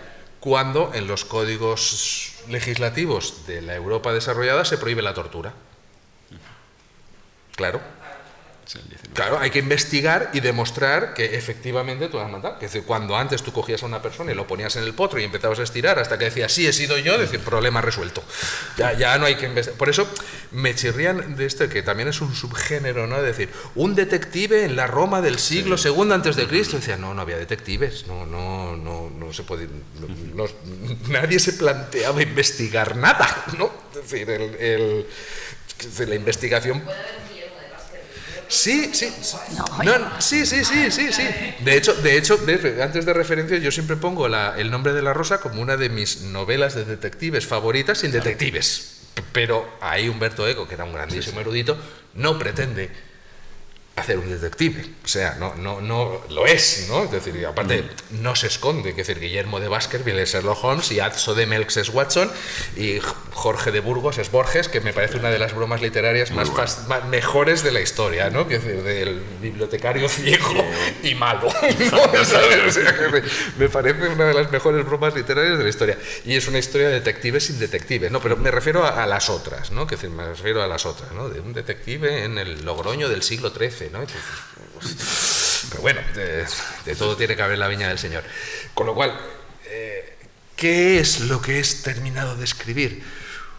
Pues es básicamente la historia de los Borgia, ¿no? De cómo aquella época, pero no me he planteado hacerla bajo los criterios de la novela histórica, digamos, canónica, ¿no? Que si es que hay un canon de novela histórica, porque honestamente he preferido no meterme en ese jardín, ¿no? Desde que tenía 20 años, la familia Borgia me ha obsesionado, ¿no? Es decir, como lo que decía antes, me interesan mucho los principios, ¿no? El por qué. ¿Y cómo fue posible? Porque su época además se parecía mucho a la nuestra, ¿no? Más incluso de lo que parece a simple vista, eso que han pasado 500 años. ¿Cómo es posible que dos infantes, o sea, era una familia de la pequeña nobleza de Xàtiva, es decir, eran poco más que labradores ricos, o sea, un poquito más, ¿no? Que tenían un título nobiliario, pero como ellos había miles. ¿Cómo es posible que llegaran primero a Roma como cardenales, después como papa, y que llegara papa? Claro, eso es como... ¿Cómo es posible que un empresario estafador estrafalario que se pinta la cara de naranja y se tinta el pelo de rubio llegara a ser presidente de los Estados Unidos? Pues ha pasado, pues ha ocurrido, ¿no? Y lo hemos sufrido. En su época fue algo parecido, ¿no? Es decir, era una época de milagros, de cosas que parecían imposibles empezaron a ser posibles. Y esta familia lo consiguió también, y además muy al estilo valenciano, ¿no? Es decir, grandes, enormes, gigantescos, espectaculares y efímeros. Duraron 15 años, ¿no? Desde 1492, que Rodrigo de Borja es elegido papa, con el nombre de Alejandro VI, hasta 1508, que César Borgia muere en la Barranca Salada en las afueras de Viana, en Navarra. Ese tiempo fue. Y tal y como entraron, desaparecieron. Sí, exacto. O sea, como una falla, ¿no? Es decir, una traca, una inmensa mascleta, fueron como un rayo fugaz que atravesó el cielo de la historia y desaparecieron, ¿no? Y después cayó sobre ellos la mayor campaña de fake news, que llamamos ahora, ¿no? De la leyenda negra, de envenenadores, incestuosos, tal, que casi todo es falso. Ojo, no fueron, tampoco es mi intención blanquearlos, ¿no? De hecho, antes de ayer hablaba con mi editora y entonces estábamos hablando de... Porque otro día les contaré cómo es el proceso de ponerle un título a una novela, ¿vale? Que hay batallas menos sangrientas que esa, ¿no? Pero sí que tengo bastante claro cómo va a ser, digamos, lo que en guión se llama tagline, ¿no? Es decir, la frase gancho, ¿no? Que es, no fueron criminales, fueron políticos, con todo lo que ello supone, ¿no? Es decir, que es peor, ¿no? Si fueron príncipes del Renacimiento, ¿no? Y su historia, curiosamente, no se ha contado. Casi todas las novelas que hay sobre los Borgia, incluyendo una de Mario Puzo, que es pura pornografía, por otra parte, se basa de un tópico tras otro, enganchados uno tras otro, sin haber contado la verdadera epopeya que tuvieron, ¿no? Es decir, lo verdaderamente asombrosos que fueron, lo que consiguió aquella gente salidos desde un rincón de la historia, y a dónde llegaron y lo pronto que desaparecieron, ¿no? Y entonces... sobre todo porque en eso mi editora también me decía que en realidad el tema de mis novelas, el tema de mis ficciones es siempre el mismo, es el poder, ¿no? Es la gestión del poder, cómo se consigue, cómo se mantiene y cómo haces para que no te lo quiten, ¿no? Y los Borgia me venían como anillo al dedo. Entonces, pues bueno, después de este tiempo que he estado en Roma y tal, ya está preparada lo que es el primer volumen, que espero que salga en noviembre, ¿no? Y el segundo volumen, que será un año después, y no me atrevería a llamarla una novela histórica porque no lo es, ¿no? Tiene elementos evidentemente de thriller, de novela negra evidentemente no, porque estamos hablando, y es básicamente la historia de la familia Borgia, pero no contada por ellos, sino contada por uno de los... que era también un Borgia, ¿no? Pero no era un Borgia de sangre, sino que fue un señor que existió también, que se llamaba Miquel de Corella, que en Italia le llamaban Don Miguelito, ¿no? Porque era muy bajito y tal, y que era el verdugo personal de César Borgia, al que la mayor parte de los crímenes que se atribuyen a César Borgia en realidad los cometió él por encargo, ¿no? Es decir, está a través de la mirada de un asesino, ¿no? De un asesino es el que va contando la historia de los poderosos, ¿no? Es decir, de unos poderosos contados a través de sus ojos, ¿no? A través de su... Y en ello estamos. Vamos. Pues esperamos que la traigas aquí también. Totalmente. Pues será un honor. Yo creo que estamos aquí muy a gusto, que Juanjo Braulio podría hablarnos, pero creo que tenemos que acabar. Si alguien quiere hacer alguna cuestión antes, si no, creo que vamos a Ah, mira, aquí. Yo quería preguntarte cómo eliges el tono de tus novelas, ¿según la temática? Yo creo que sale solo. En serio. Yo creo que sale... Es decir, una vez... Lo que más cuesta es siempre la estructura. Es decir, ¿quién va a contar? ¿Cómo lo vas a contar? ¿Va a ser un narrador omnisciente o va a ser un personaje de dentro de la novela, ¿no? Eso es lo que más cuesta. Una vez lo tienes elegido y una vez compruebas que funciona, porque te creas que esto sale a la primera, ¿eh? O sea, a la primera no suele salir. O sea, y pruebas y pruebas y pruebas y lees y no funciona. Una vez eso, luego ya tienes que respetar las propias normas internas de la propia estructura literaria. Es decir, si has elegido el narrador omnisciente, pues es el narrador omnisciente. Después puedes hacer experimentos. Por ejemplo, El silencio del pantano no era una novela, eran dos. Y era la novela que Q, o sea, el protagonista, está escribiendo, más lo que le está pasando al escritor de la novela. Entonces, ¿cómo distinguía yo cómo generé esa estructura, ¿no? Pues esa estructura la generé utilizando los tiempos verbales.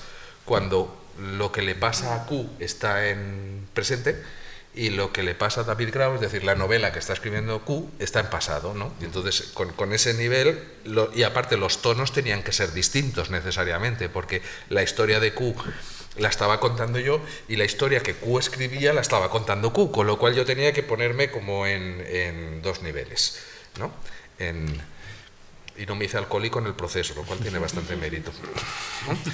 En el caso de, por ejemplo, en Sucios y Malvados, ahí era un poco distinto, porque hay una parte que es el narrador omnisciente, que ahí era yo, y entonces, pues digamos que yo me podía elevar y ser el narrador dron, ¿no? El narrador helicóptero que va por encima me podía poner desde el punto de vista conforme los personajes acercar lo que técnicamente se llama el camera eye, ¿no? ¿Sabes? Pones la cámara en el ojo del personaje al cual te estás acercando. Pero en el diario de Dani, que escribe un diario como terapia, ahí yo tenía que ser Dani. Y tenía que respetar su manera de escribir, de ver el mundo, de tal. Es una cuestión de elegir, ¿no? Es decir, en algunos manuales eso lo definen el proceso, le llaman afilar el hacha. Es un viejo cuento que dice, si tienes 2 horas para cortar un árbol, gasta una afilando el hacha, ¿no? Ese es el proceso, ¿no? Es decir, el establecer un poco la estructura y tal. A mí al menos no me suele salir a primera, es decir, le doy vueltas y vueltas y vueltas y empiezo por un lado, empiezo por otro, es decir, hasta que al final sí que consigo. Pero bien es cierto que una vez lo tienes, una vez has conseguido la estructura y sabes que este narrador va a ser omnisciente, este va a ser en primera persona, este va a ser aquí, este va a ser allá y tal, después la cosa empieza a fluir, ¿no? La cosa empieza a fluir y las cosas empiezan a encajar, ¿no? Y además es... Hombre, no diría que es orgásmico, pero se le acerca mucho. Es decir, cuando ves que empieza a cuadrar, ¿no? Es decir, porque esto, el proceso, antes lo comentaba Cristina, para mí el proceso de escribir una novela no es precisamente placentero. Yo lo comparo mucho con correr un maratón. Yo no he visto nunca a nadie que vaya corriendo un maratón y que se vaya riendo. O sea, no parece que estén disfrutando del proceso, disfrutan del resultado. O sea, cuando llegan, cuando lo concluyen, ¿no? Entonces están muy contentos de tal, y eso me pasa a mí. Pero para mí el proceso tampoco es excesivamente placentero, ¿no? Es decir, tengo muchos momentos de decir, ¿y a mí quién demonios me mandaba a meterme en este lío, ¿no? Es decir, que estoy aquí empantanado con una cosa que no sé por dónde acabarla. Tal. No sé si he contestado tu pregunta. Que veo que no eres un escritor de brújula, sino de mapa, ¿no? No, soy de brújula. ¿Brújula? Sí, soy escritor de brújula. O sea, entre otras cosas porque también me tengo que entretener haciéndolo, porque si no tendría como 50.000 cosas. Para empezar, soy un hecho del procrastinamiento, ¿vale? O sea, en mi caso ha pasado de ser un vicio a una técnica y empiezo a tener cotas de arte, ¿vale? O sea, que siempre encuentro algo mejor que hacer que ponerme a escribir, ¿no? Yo tenía, mi amigo Sebastián Roa, que es escritor, dice que cuando está diseñando una novela, nunca su casa está tan limpia como entonces, ¿vale? Porque antes de, claro, porque entonces dices, me pongo a escribir, y entonces dices, vale, tal, uy, esa cortina, ¿no? Quita la cortina, pone la lavadora y tal, no, esto no puede estar así. No, y a mí me pasa lo mismo, es decir, o sea, se me nota muchísimo, ¿no? En mi estudio donde yo trabajo se nota cuando de verdad estoy escribiendo y estoy aprovechando que cuando estoy bambando, porque cuando estoy bambando no hay un papel fuera de sitio, ¿sabes? O sea, y sé que eso es el miedo a ponerme, ¿no? Entonces estoy ahí que tal, no puedo, pero que hago cosas como alinear los clips, ¿no? Es decir, no, esto no puede estar aquí los clips en un cajón, por Dios, o sea, los tengo que alinear por orden, ¿no? Entonces yo me tengo que entretener, me tengo que divertir o me tengo que, si no divertir, sí al menos implicarme en el proceso. Y entonces, en el caso de estas novelas, yo sabía de dónde quería salir y a dónde quería llegar y cómo. Cuando me refiero a la estructura es saber si yo quiero ir de aquí a Mislata, si voy a ir andando en bicicleta, en autobús o a caballo. A eso me refiero a la estructura, es decir, el saber cómo lo voy a hacer. Pero no sé muy bien por dónde voy a ir ni qué me voy a encontrar. Sí que sé dónde quiero llegar y por dónde voy a empezar. Por eso, por ejemplo, necesité a Dani para catalizar todo aquello que yo quería contar sobre violencia de género, prostitución y tal, porque solo con les 4 dones de cadira y con la inspectora de policía no tenía bastante. O sea, necesitaba otra cosa, necesitaba otro personaje que me facilitara ese engranaje, ¿no? Y entonces, por eso necesitaba, hasta que lo encontré, pues costó, ¿no? Costó lo suyo. En el caso de la novela Los Borgia es como mucho más fácil, porque no tengo que inventar tanto, ¿no? Es decir, las cosas ocurrieron y ahí mi función es muchas veces dramatizar o ir poniendo la linterna en determinados sitios, ¿no? Es decir, ahora la pongo aquí, ahora la pongo allá, pero Alejandro VI fue elegido papa el 11 de agosto de 1492 y se murió el 8 de agosto de 1503. Y no puedo salirme de ahí, es decir, ni puede ser elegido papa antes ni se puede morir un día después, se tiene que morir el día que se tiene que morir y de lo que se tiene que morir. Es decir, que ahí mi intervención, digamos, está mucho más limitada, ¿no? Aún así, en el caso de la novela de Los Borgia, también ha habido que pensar mucho la estructura, porque si tienes un narrador que además forma parte de la historia, ¿qué cosas puede saber y qué no?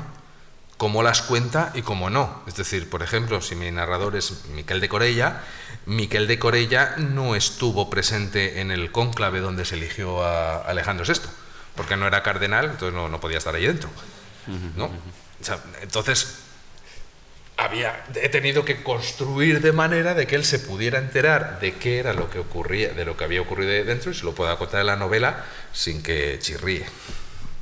¿De qué? Bueno, como has estado comentando de lo de la Mislata, que me ha encantado, sí que hay un placer de proceso, ¿no? En ese caso, que cuando construyes, cuando tienes en mente esa estructura, o como estabas dando el ejemplo de quiero ir a Mislata, pero no sé si en autobús, en bici o en tal, y no sé lo que me voy a encontrar, ahí sí que demuestras que hay un placer de proceso, que seguro que, aunque yo soy como tú, yo procrastino hasta el fondo y arreglo toda la casa antes de ponerme a trabajar.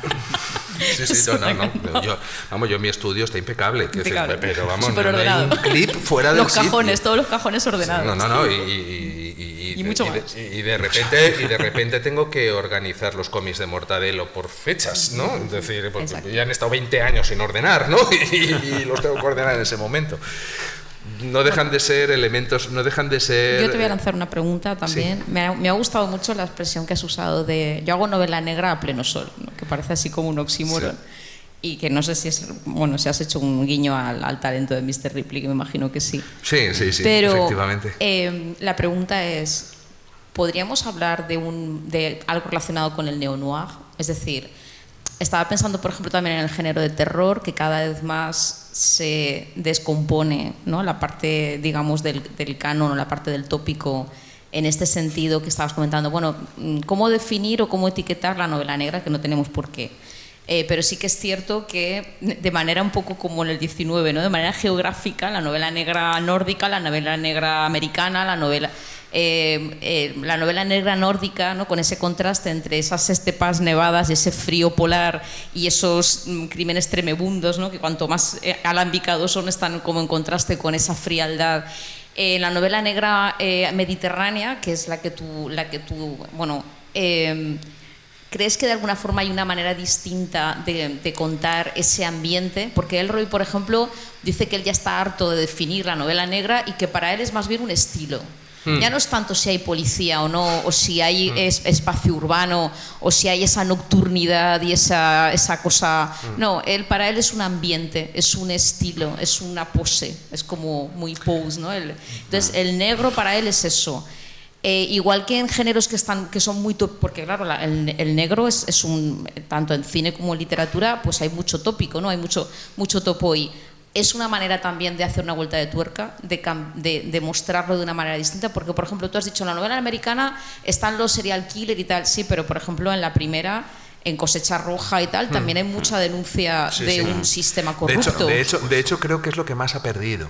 Claro. ¿No? Es decir, creo que es lo que más ha perdido. Es decir, en el momento en que está el serial killer, el slasher, en fin, todos estos subgéneros de la novela negra, se tiende a perder la mirada sobre, o sea, el estilo, el aire, ¿no? Se puede hacer, por ejemplo, mi buen amigo Agustín Martínez, que es la tercera parte de Carmen Mola, ¿vale? Antes de convertirse en el tercio de Carmen Mola, ¿no? Es decir, tiene un par de novelas muy buenas, ¿no? Que yo recomiendo siempre, como La mala hierba, por ejemplo, que es un noir rural donde solo hay un muerto. Claro. Mira, cuando estabas hablando... Y de hecho el muerto es por accidente. O sea, que no hay un asesinato, sino hay un muerto. Y eso le sirve a Agustín para poner la linterna en una... Aparte está ambientado en Almería. Agustín es un mago de escoger el escenario que dices, no se me habría ocurrido en la vida. Es decir, él en esa novela pone el escenario en un pueblo de Almería que está al lado de donde se rodaban los spaghetti western, que ya no se utilizan. O sea, que aquello lo tienen allí, un señor lo explota como una especie de parque temático y tal, igual, y hay un muerto allí, ¿no? Entonces, todas las miserias que salen un poco también al estilo de Childress, ¿no? Es que estaba pensando, cuando hablas de A pleno sol, estaba pensando en Chabrol. Y Chabrol, que es un cineasta del negro, porque claro, en todas sus películas hay un crimen, en todas. Entonces, él nunca sitúa las películas en París. No tiene nada que ver con Simenon, no es el ambiente urbano de Leo Malé, no, él todas es en la Francia profunda, en los pueblos, y él siempre explica que lo que más le interesa es mostrar la perversidad. Claro, el mal. Él quiere mostrar la perversidad de los personajes, entonces no lo hace precisamente a pleno sol, porque en la ciudad está el anonimato, pero en los pueblos todo el mundo se conoce. Y es mucho más complejo y mucho más complicado el mostrar y el esconder, ¿no? Que es el black mask, ¿no? Es el muestro, el ser y el parecer, en una sociedad en la que todo el mundo se conoce y en el que es mucho más difícil pues eso, ¿no? El jugar con la malignidad o con la perversidad. No utiliza siempre la palabra perversidad. Esa semilla negra, ¿no? Que llevamos y que... Pero, si me permitís, yo sí creo que hay a veces un problema terminológico a la hora de distinguir novela negra y novela policial, que es una cosa que hemos hablado muchas veces con Lorenzo Silva, con Juan Madrid. Es que esa novela negra, cuando se empieza a hablar de novela negra, que no es exactamente una novela en la que haya muchos crímenes, sino sobre todo hay una novela negra donde hay una especie de desconfianza hacia el sistema, donde el mal es el propio sistema y donde el mal es incluso la propia policía. Que eso es una cosa que, por ejemplo, muchos se resisten a catalogar a Lorenzo Silva como autor de novela negra porque hay una confianza ciega en Bevilacqua y en Chamorro, ¿no? Siempre hay una especie de restauración. Y en la Guardia Civil. Y en la Guardia Civil, en la Benemérita, ¿no? Y el orden siempre aparece restaurado, siempre aparece triunfante, mientras que la novela negra lo que dice es que el orden es el causante del desorden. Entonces, o al menos un tipo de novela negra que va por ahí. Que va un poco también, en ese sentido, ¿no? Es decir, esa desconfianza. Y que hacen por eso el nacimiento del detective como una especie de persona que está basculando entre diferentes... Bien es cierto que también es entendible que, por ejemplo, también viene por nuestra propia tradición, ¿no? Es decir, en Estados Unidos, ¿no? Quiero decir, la cuna del hardboil, es entendible porque los americanos tienen en su propio ADN la desconfianza hacia el sistema, ¿no? Es decir, el gobierno es el mal siempre, ¿no? Y cuanto más lejos, entonces, es decir, el detective americano casi siempre es privado, ¿no? Casi siempre no quiere. Sin embargo, el detective europeo casi siempre es un funcionario. Es decir, ¿no? Para mí, bueno, claro, y ahora me vas a decir... Salvo que es el Tony Romano, por ejemplo. Sí, exacto. Que es más novela negra todavía. Claro, y Juan Madrid, por ejemplo, lo hace a la americana, ¿no? Es decir, intenta salir... O Vázquez Montalbán con Pepe Carballo, ¿no? Que es un ex policía, ¿no? Es decir, porque conoce el ahora me vais a decir, ¿qué es la novela negra clavando tu pupila negra en pupila azul? Exacto. Para mí, la diferencia entre la novela de enigma que estabais comentando antes, que es otra, que no es novela precisamente novela policíaca, sino que es la novela británica de Conan Doyle y Agatha Christie, para mí es lo que acaba de comentar Ignacio, es que hay un caos y un restablecimiento del orden. Sí, es un camino al final del hay una héroe, estructura fija, hay un crimen, libro. hay un enigma, se resuelve el enigma y al final de la película el detective, que tiene un carácter bastante estrambótico, sí. llamémosle Hércules Poirot o como sea, dices, el asesino eres tú. Y así ha acabado la novela de enigma. Es decir, hay un restablecimiento del orden. En realidad es muy carca como novela. Sí. En cambio, la novela negra americana, la buena novela es negra porque todo es negro. No hay blanco y negro, no hay maniqueo, no hay cosas maniqueas, todo es negro. La policía está corrupta. El detective es un borracho con problemas con las mujeres y es un ex policía totalmente amargado. Es decir, la novela negra todo es negro. En cambio, en la novela policía, en la novela de enigma sí que hay blanco y negro. Para mí esa es la diferencia. Luego ya, evidentemente, como sucede con el western y como sucede con todo, hay 50.000 millones de subgéneros. Pero esa es lo que para mí es la definición, como estaba comentando Ignacio, la novela negra es que todo es negro. Es que ahí no hay, ni siquiera hay abanico de grises, es que todo es sórdido en ese sentido. De hecho, hay una pregunta que quería, quizá no sé si estamos pasando del tiempo, pero bueno, una pregunta, en esas direcciones futuras, en cuáles son proyectos futuros, una reflexión también en torno a lo que es esa novela, el futuro de la novela negra. Es porque yo creo que, y eso creo que de la mano de autores como Juanjo Brauli, etcétera, sí que la hemos conseguido extirpar de ese subgénero infra para a literario que siempre ha estado catalogado de esa guetificación que ya no es tal, porque realmente hoy es el gran género por definición. Y sí que pensaba mucho antes también en relación a lo que decías de Humberto Eco en las apostillas, cuando decía, ojalá el futuro de la novela negra sea cuando el autor del crimen es el propio lector, ¿no? Y recuerdo cuando yo impartía clases de esto hace mucho tiempo, Benoît Peters, que tú lo conocerás, tiene Le Crime de Vervilliers, una novela negra francesa, bueno, belga, francófona, en la que curiosamente no se desvela el asesino, la identidad del asesino, y donde realmente eso ha generado una corriente de críticas, no está traducida al castellano por desgracia, la Bibliothèque de Vervilliers se llama, la Biblioteca de Vervilliers, donde precisamente hay una parte de la crítica que considera que el criminal ha sido tal, otro considera que ha sido cual, otro considera que ha sido cual, es decir, donde realmente es el autor el que la crea como una especie de Nacho, es tu Funny propio Games, crimen, ¿no? Eso en el cine ya se hace. Totalmente, sí, no, estamos hablando de cosas... Claro, en Funny Games nos mira a los espectadores porque somos cómplices. Digo, ¿puedo rebobinar o no? Tú estás siendo cómplice de esta situación. Es decir, eso en el cine o en la literatura también. Estamos pero ya... en este caso no es tanto una cuestión de que tú participes, sino que se daba una especie de veto a que el lector fuera indagando y creándolo, como si hubiese múltiples respuestas, como cuando esos pequeños que leíamos de crea tu propia aventura, ese tipo de resolución en la que no está acotada y se deja una libertad, como un poco lo que hizo Lorenzo Silva cuando dio a los círculos de lectores la posibilidad de crear ellos mismos por medio de la votación semanal, ¿no? Como iba a seguir haciéndolo, ¿no? ¿Cuál crees que va a ser bajo tu punto de vista, el futuro de la novela negra, de ese econoir, ecocrimen, todas las nuevas vertientes que están aflorando, y hacia dónde crees que va a dirigirse, si es que va a morir de propio éxito, como se ha dicho muchas veces, ¿no? Probablemente, o sea, probablemente. De hecho, no es casualidad que yo me haya pasado, digamos, a la novela histórica, ¿no? Básicamente, también porque a mí los géneros me fastidian un poco, ¿vale? O sea, que yo entiendo que es una cuestión también de facilitar al señor que entra en la librería, ¿no? Decía, ¿a usted qué le gusta leer? ¿No? Que pues, a mí me gusta la novela negra. Y pues vale, vaya usted a aquellas estanterías y allí ya le volvemos a explicar más cosas, ¿no? ¿Sabes, no? ¿Por dónde pasa el futuro de la novela negra? Pues honestamente no sé, me imagino que habrá un grandísimo mainstream, ¿no?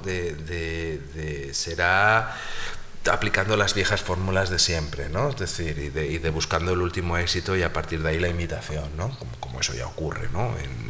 Pues estoy pensando. Carmen Mola, por ejemplo, ¿no? Que de Agustín y Antonio y José María, que son los tres integrantes de Carmen Mola, ¿no? Que pues, ellos lo dicen, ¿no? Y tampoco se oculta, ¿no? Que ellos aplican una fórmula, ¿no? Que es fórmula del bestseller, ¿no? Un poco también a la americana, ¿no? Es decir, el estilo de Thomas Harris, El silencio de los corderos, ¿no? Y todas estas cosas, ¿no? Después está la corriente del personaje carismático que cala, pues en el caso de Lorenzo Silva, ¿no? Es decir, pues tiene toda esa corriente yo creo que seguirá estando, ¿no? Que irán evolucionando y saldrán otras cosas nuevas pero que será básicamente sacado de las mismas fórmulas.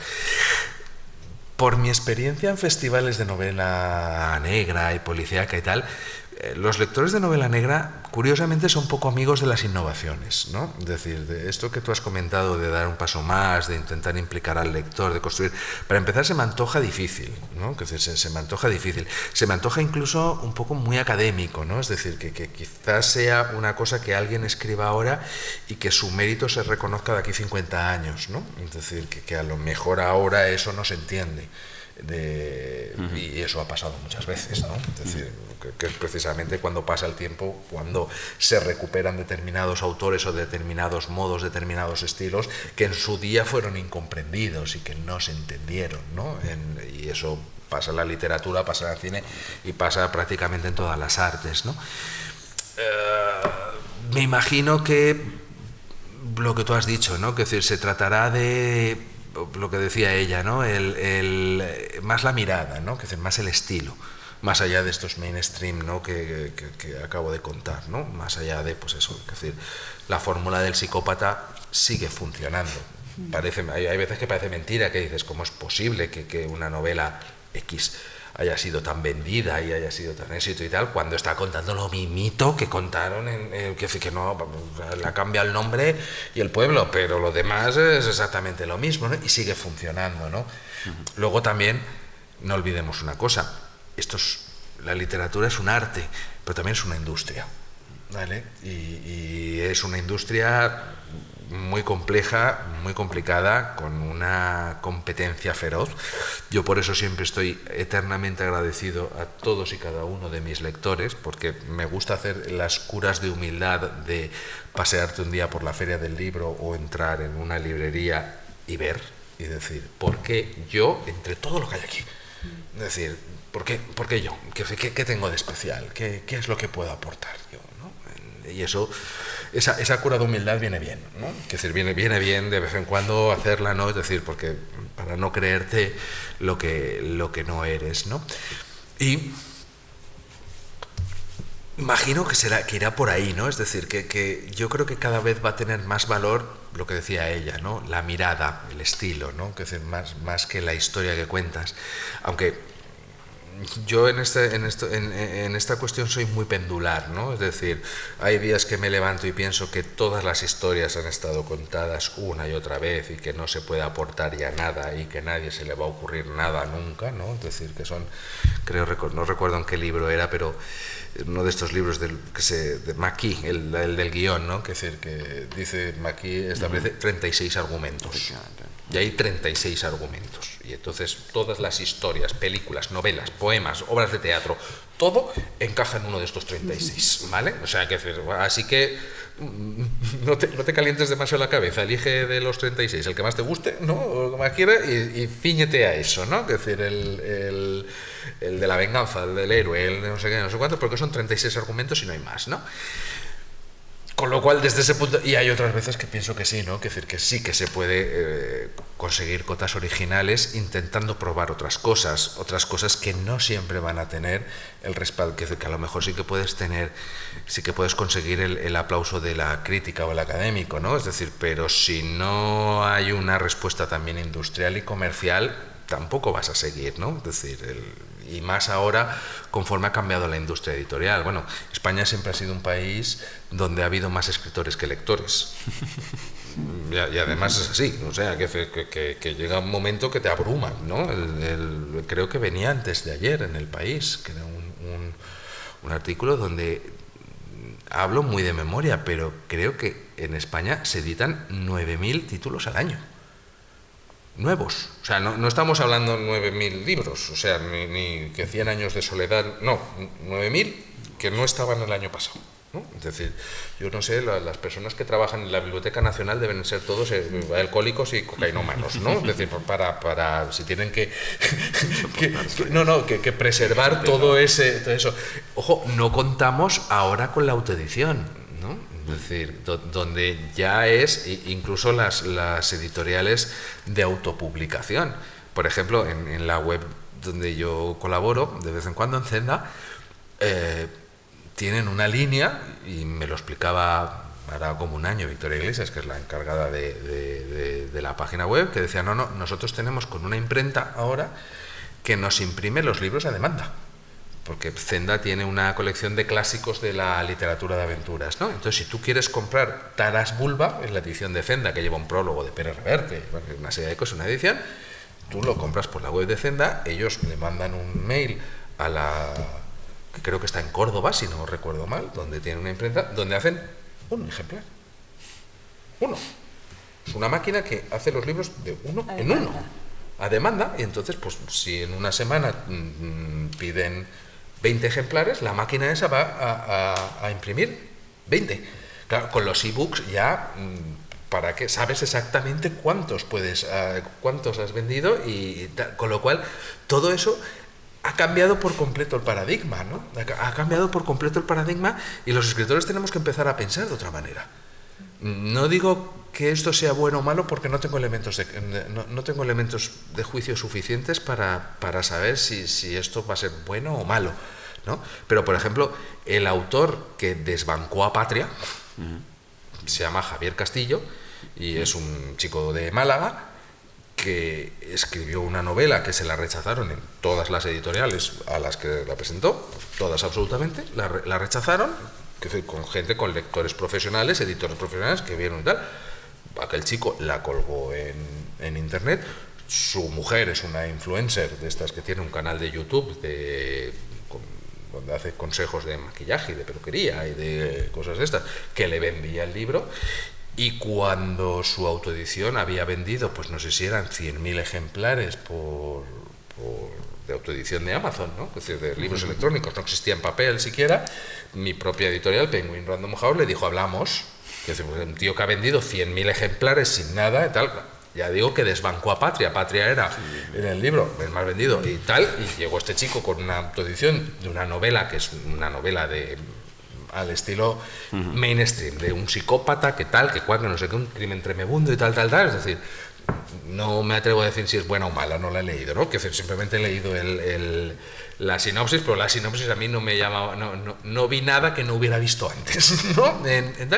Y sin embargo, con una estrategia de marketing exitosa, utilizando las nuevas tecnologías, y le pasó por encima, este chico le pasó por encima al mismísimo Vargas Llosa, o sea, vamos, que le pasó por encima. Entonces, todas esas cosas me temo que no las tenemos que empezar a plantear. Creo que terminamos ya, ¿no? Sí. No. Cristina, sí. Nada, dar las gracias a todos por estar aquí, a Nacho y sobre todo a nuestro invitado, a Juanjo Braulio. Esperamos que venga aquí a presentar la novela de la familia Borgia, y darle mucho las gracias, porque aunque tenga que arreglar mucho y limpiar mucho la casa, pues tiene tiempo para escribir, para satisfacer a sus lectores. Cuando estoy limpiando es que va mal. Muchísimas gracias. Gracias a vosotros.